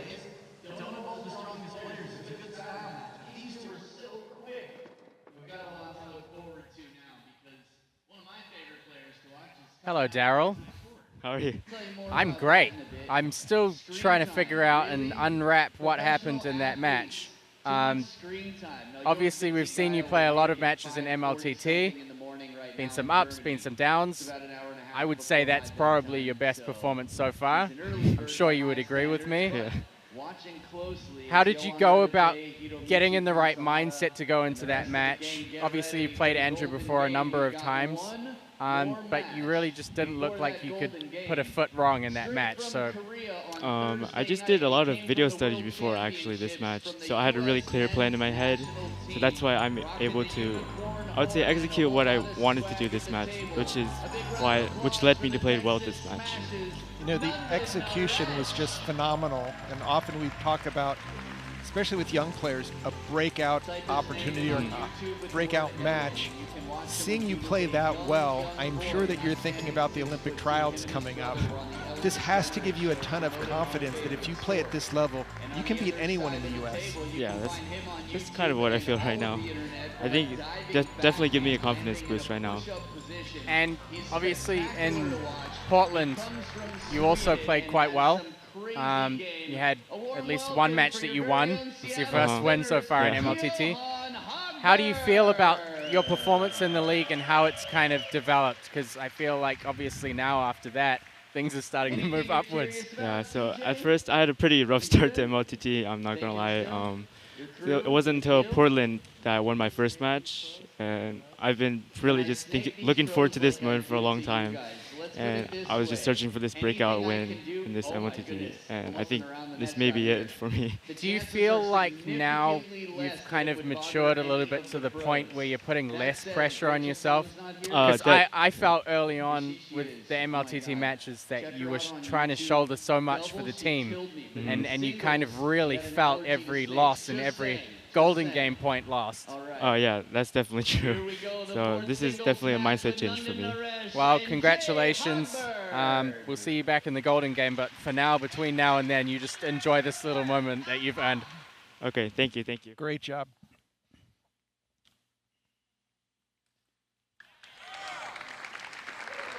So we head back down to the table with Texas 9-3 in the lead. Nandes with the opportunity to shut the Seattle Spinners out. This is going to be so interesting with the shot making of Johan Hagberg, just going for big shots, while at the same time Nandes, member of Team USA, he can play some big shots. Seen him also change the spin a lot lately. A player from Denmark, Anders Lind, who has done a lot of side spin swipes and misdirections. We've even seen Kole throw in some, I'm not even going to say an underspin loop, but kind of a hooking loop that has crazy side spin on it. Very Ho Ying Chow-esque. Exactly. For those of you who's followed international play, especially with the Chinese team defender who somehow manages to bring balls back. But you can just see these two players, there's going to be a lot of going for it. Not so much safe play. Both these players love to play big. Speaking of playing big forehand there from Hagberg. Keeping things tied up here. One thing I'm pretty impressed with is the energy level coming from Nandes. You look at the contrast between him and Nikhil, especially. And Nikhil's feeling pretty under the weather, but in terms of handling the jet lag and bringing energy to the table. You know, Matt, I think it's really due to what the teammates are doing. I mean, from the very first match with Kasahara and then Rebete doing the job, and then also the doubles getting the job done, and then what a match with Daryl Sal. I mean, that's just like, really? I mean, let's see, one bad shot the whole match. Missed a couple points, but they weren't any bad shots, and now Nandes can ride that wave.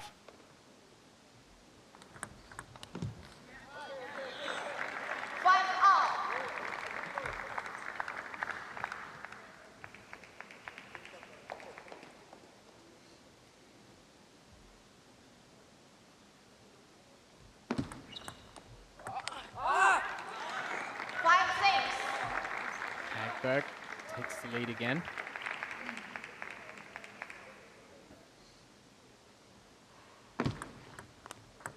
Oh, that was a quality loop by Hagberg. Often he's just going for kind of the chop, the slice, to take the pace off of it. But that time he got a quality spin on the ball. Very aggressive on his serve. You put these two players up against each other in a match, and serve-receive, without any shadow of a doubt, becomes the pivotal importance from both of these guys.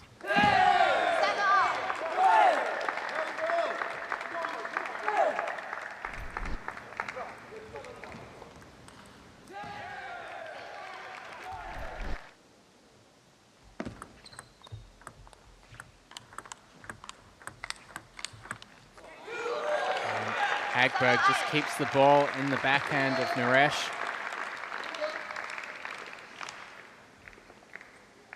And if Hagberg is able to sweep, it would only be a 3-point lead for Texas.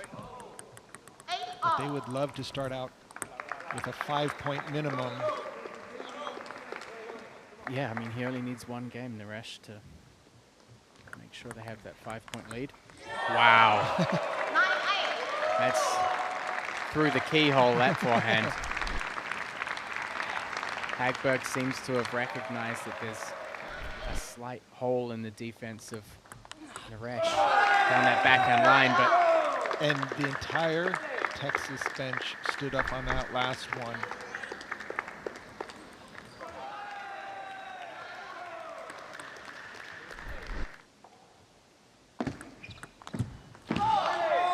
There's the serve of Nandes Naresh. Playing a big role in this match.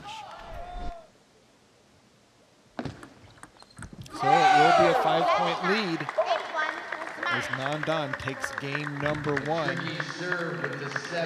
this final singles match.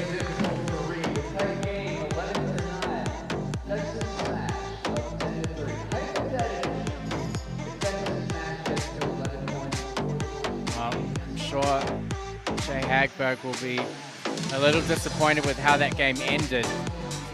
2 serves from Naresh, 1 outright to give him that 11-9. Big smile on the face of Johan Rebete there.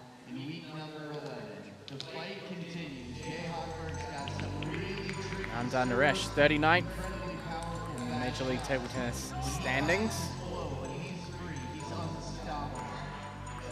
Can't really say enough about the development of Nandes domestically here in the US over the past 3 years. I mean, you look at him going into the top levels of not just the youth, but the men's, putting himself in position where he's beating players like Zhang Kai, Jishan, you know, these players that have moved from China and have such a strong table tennis foundation. And of course, it's not easy playing an older brother as well, who's had Sid, older brothers, who's had such great success among the team trials and representing Team USA in Pan Am Championships. So, yeah, I mean, so it's a huge credit to them, not just them, but their family. Parents obviously have been amazing supporters of them. I wouldn't be surprised if they're both watching, so I'm big sure shout they're, out to, I'm big sure shout they're out, watching. Yeah, shout out to them if they are watching. It's been incredible to watch their journey together and for them to break into the top levels of men's table tennis here in the US. And obviously both of them just played in Busan at the World Championships, so. Wow. Nandes really picking his shots well here. Game 2, mixing it up on the serve return, serve receive.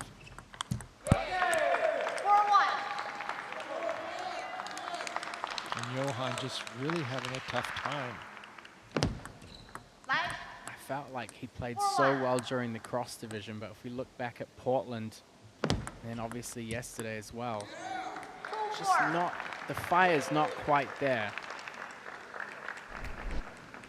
I wonder, Matt, if it's the players getting more comfortable with his explosive style of play and figuring out a way of getting into the rallies a little bit better and not giving him as many swings, because he definitely likes to go for winners. I feel like they're still giving him the opportunities, but just a lot of frustration from him at missing those opportunities. Timeout.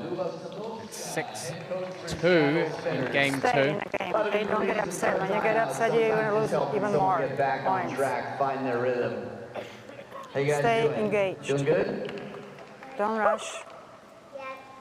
That was the answer I was When you looking serve, for. How about you? have to set up your strategy with your serve. Nice. And then you 2 have for to 2. expect it. And you? Expect the ball back. Okay? You may not place it where you expect it, but you have to be ready for Brothers, it. hey, you guys are doing great, positive. I like it. Excellent. You're good. You're good. I just wanted to break the. That's strong. So you guys are all watching table tennis. How many times have you seen professional table tennis before?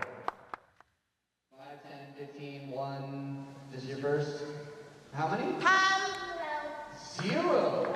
Whoa, before today. Now we're going to have one today. Okay, that counts. Naresh in the background there, coming back to the table. Looking good in your Major League Table Tennis shirts. Back for the action, Jay Hagberg. No timeouts left for either team. They will both have 1 each in the golden game. Just look for Nandes to take some swings with a 4-point lead. He can afford to go for a little bit more. Serving from his forehand side, mixing it up. Hagberg going for the big shot again, but I think we saw yesterday the difficulty for him has been how do you bring your game back from playing those big shots when they're not going on? And so we saw him kind of go back too far in the opposite direction to being kind of softer.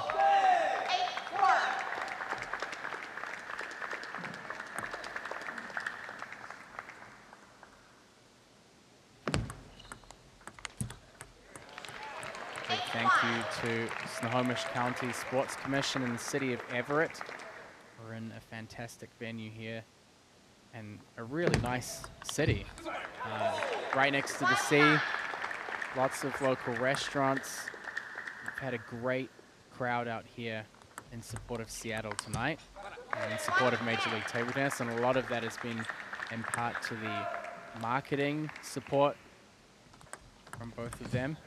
So, and of course, we've got more matches tomorrow, so definitely come out and support the home team of Seattle Spinners. There's so much on the line going into these playoffs. Second to the last match of this Western Conference, and every point matters.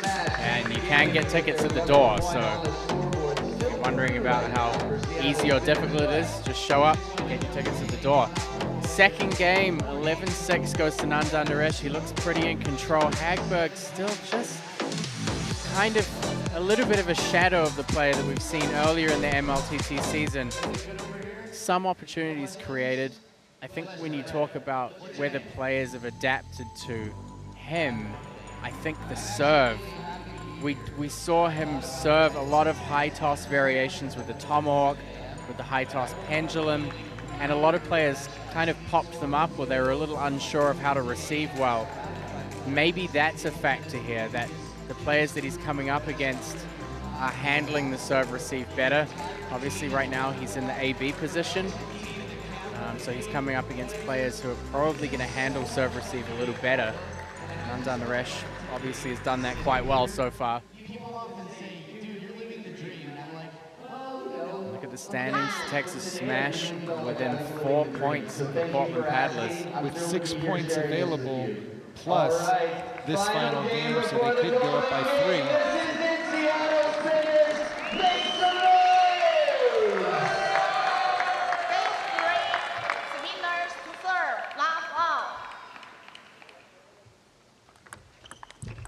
There's the high toss tomahawk. Seattle audience has really continued to pour energy into their team, regardless of whether it looks like it might be a 2-1 or a 3-0 sweep, or if the player's down in a game. They've given all their energy to their team players here in Everett, Washington. It's just the energy level with Johan, just nothing there at the moment.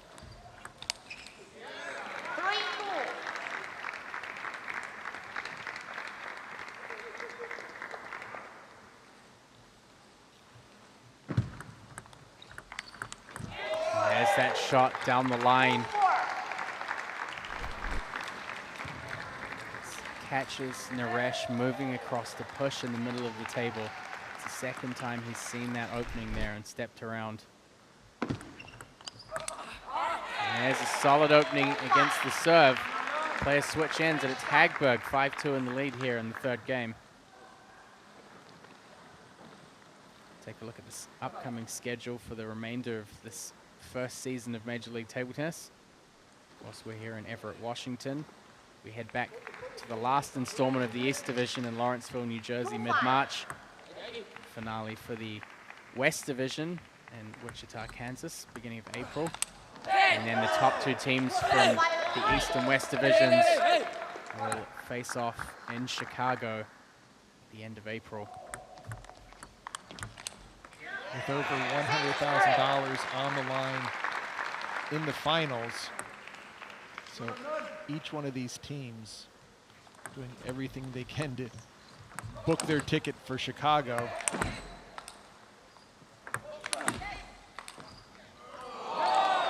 Hagberg backed off the table, trying to put some hook on that lob. Didn't miss by much. It was just a couple inches.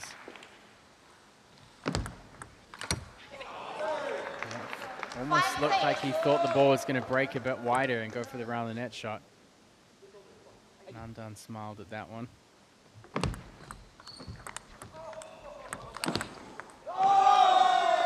So we're even up here in game 3.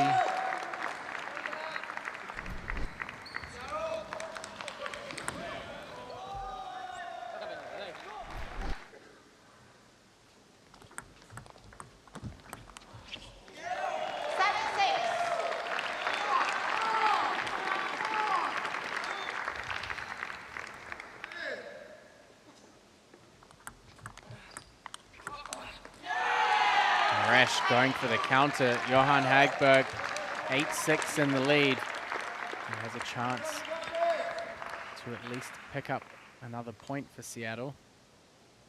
They can't come out of this match with more points than the Texas Smash.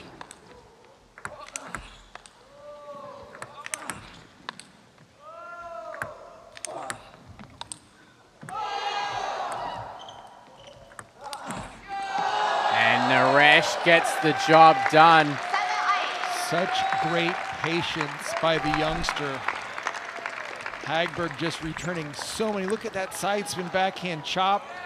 Then he chops it out the opposite direction, little snake action.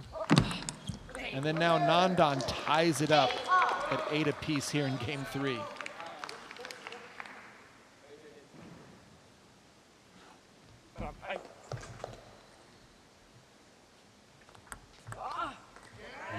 He kind of motioned back to Labaka on the bench. He needed to go in for the flick.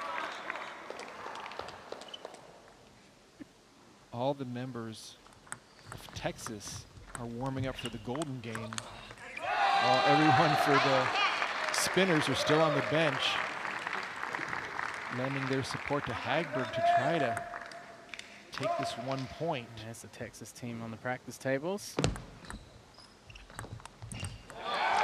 And Hagberg, he steals away the third game. 11 points to 8.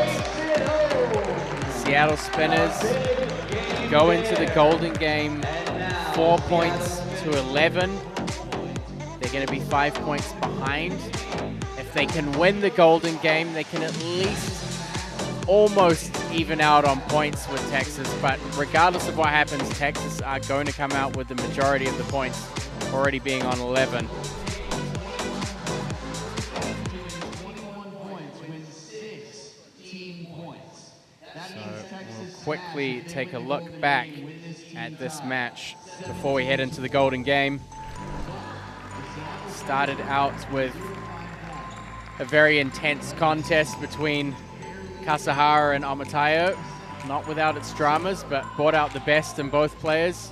2-1 for Kasahara. Rebete, he fell into the trap of the Paul Chi that we'd been waiting to see. Very aggressive in the first game. Rebete winning the next two. The doubles, first two for Kasahara and Amy Wong. Amayo and Fabiola Diaz dug deep to get the third. Daryl Sao, performer of the night, I think, so far. 3-0 sweep over Andrew Sao in a flawless performance. And then, as you just saw, Nanda Naresh, he got the first two games, but Jay Hagberg, he found a way back. And the Seattle Spinners, they were able to pick up some points in the match.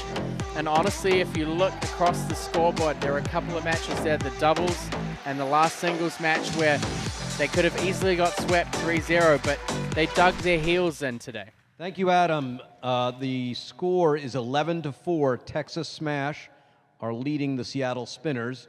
Texas, you'll be starting with a 5-point lead. Seattle, since you're behind, you'll be making the first pick of players. Andrew Sao is your first pick. Coach? We go with Daryl Sao. Daryl Sao is your first pick, and you're number 2. Yes. My number 2 is Kasahara. Hiromitsu Kasahara is your number 2. Olajide. Olajide Omatayo is your number 2, and your 3. Paul Chi. Paul Chi is your 3. Then I go with Nanda Naresh. Nanda Naresh is your number 3, and your 4? Rebete. Johan Rebete is your 4. Johan Hagberg. Johan Hagberg is your 4, making Fabiola Diaz your 5, making Amy Wong your 5. Good luck, coaches. Thank you. Thank you, guys. Oh, fist bump. Well, the order is set for the golden game. Daryl Sao and Andrew Sao, they're back out here to start things off. They play 3 points, after which players will switch every 4. Kasahara takes on Amayo again. We see Nanda Naresh coming up against Paul Chi. Rebete ends up with Hagberg, and then Amy Wong and Fabiola. I'm sure there might be some nerves on Amy's part going into that matchup. Obviously, Fabiola having won the ultimate golden point of a golden game. Yeah, back in Pleasanton, 21-20, the golden game, which gave the Seattle Spinners a 15-6 win. Andrew Sao, he starts off with a long backhand serve. I think we see more long serves in the golden game. Just a sign, as you've said, of that aggression to try and get in quick. The player plays too safe. These long serves are so effective. Golden games have been streaky just because of a player's ability to sweep, taking 4 points in this best 21-point game.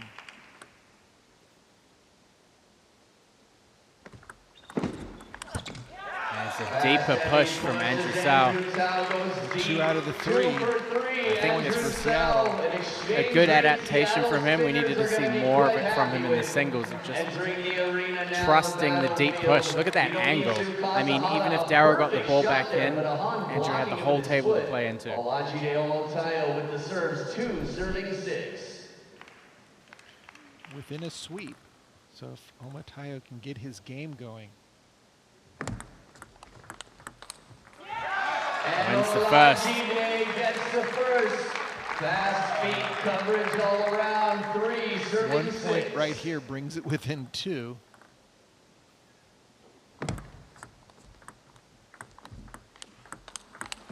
What a backhand down the line by Omateo. From 6-0 to 6-4, Hito with the serve. Over the table. 6 serving 4. Within 2. Kasahara with the serve. Tight serve, the pendulum, and it's 1 for Hiromitsu. Second serve at 7-4.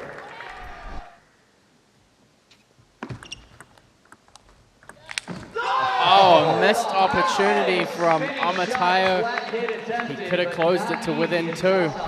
Going for the big smash. See Kasahara put just enough topspin to make that a difficult bounce. Paul Chi with the serve. He's coming up against Nandes. Again, we're within a sweep comeback opportunity for Seattle.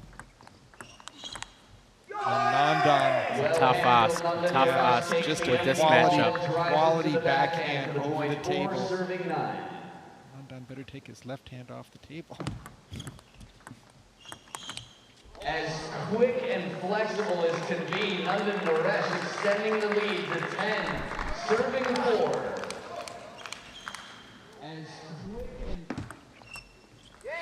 Wow. Nandes Naresh looking to get the sweep himself. Yeah, the sweep in the opposite direction to create huge margins. And he does. He gets it. All 4, which puts big pressure on Jay Hagberg. Entering the arena, Johan Rebete on receive. Takes a look up to see where the lights are. He knows high toss is coming. Serve. Aggressive serve out to the forehand. Both these players have tremendous serves. Seattle spinners, 5 serving 12. Great fade and misdirection there from Rebete. Waiting for it to place it wide out to the lefty forehand. Ooh, a service gift for the home team. Not the time to miss your own serve.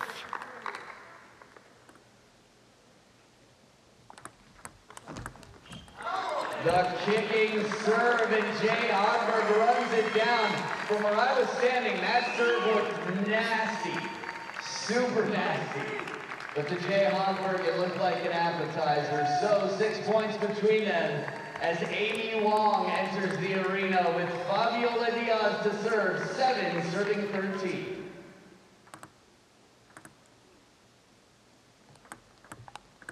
Amy Wong finds the wide corner for the point. Smart location. 7-14. Amy stepping over, using her backhand to play cross court out to the forehand side. And there's the quick deep serve by Fabi Diaz. Amy ready for it. Just tried to go for a chop block to try and switch the momentum. Yeah, to slow down that pace that very few other than Amy is comfortable playing. A tight serve, Amy Wong, second serve to come. Look for Amy also to have her own deep serves. A golden sweep from Amy Wong as well. Plenty of sweeps. It's a clean-looking floor over there on Texas's side of the table. Daryl and Andrew come back out here to play 4 points. Daryl clean sweep here would finish it off.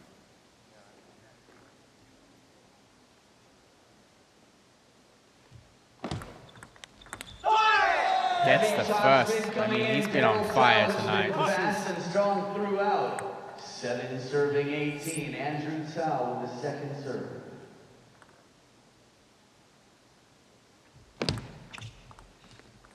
Oh, almost. Great placement.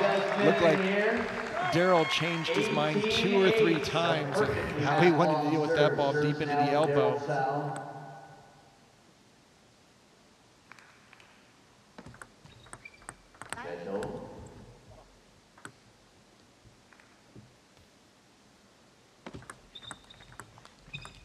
Oh, that was a nice deep push there by Daryl.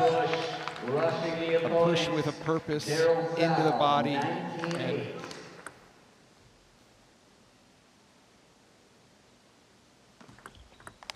oh, clean winner there from Andrew South. No, neither team have used their timeout here in this. I don't think we're going to see either team do it in this. This The is team a gets big to comeback. 20 and then there's a 6-point run. Kasahara has a chance.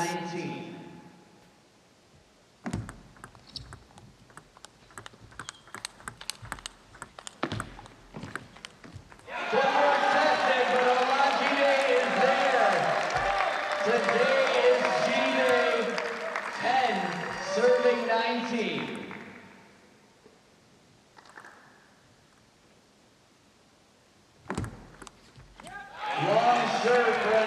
Entire keeping hopes alive. 19, serving 11, The Seattle Spinners. Hiromitsu Kasahara.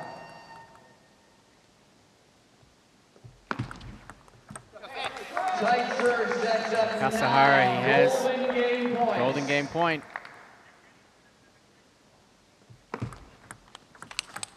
And thumps a forehand. Both hands in the air.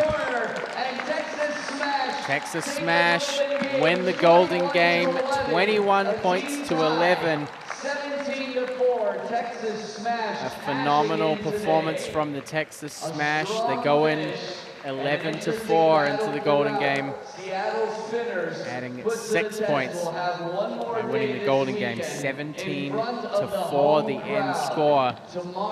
The standings just keep getting shook up more and more. We'll have our matches earlier in the day with it's going to be a pretty big and important win for the Texas Smash when it comes to playoff hopes. Seattle Spinners at 2 p.m. Thank you for coming out. Don't forget to stop by the merch booth and get anything you need.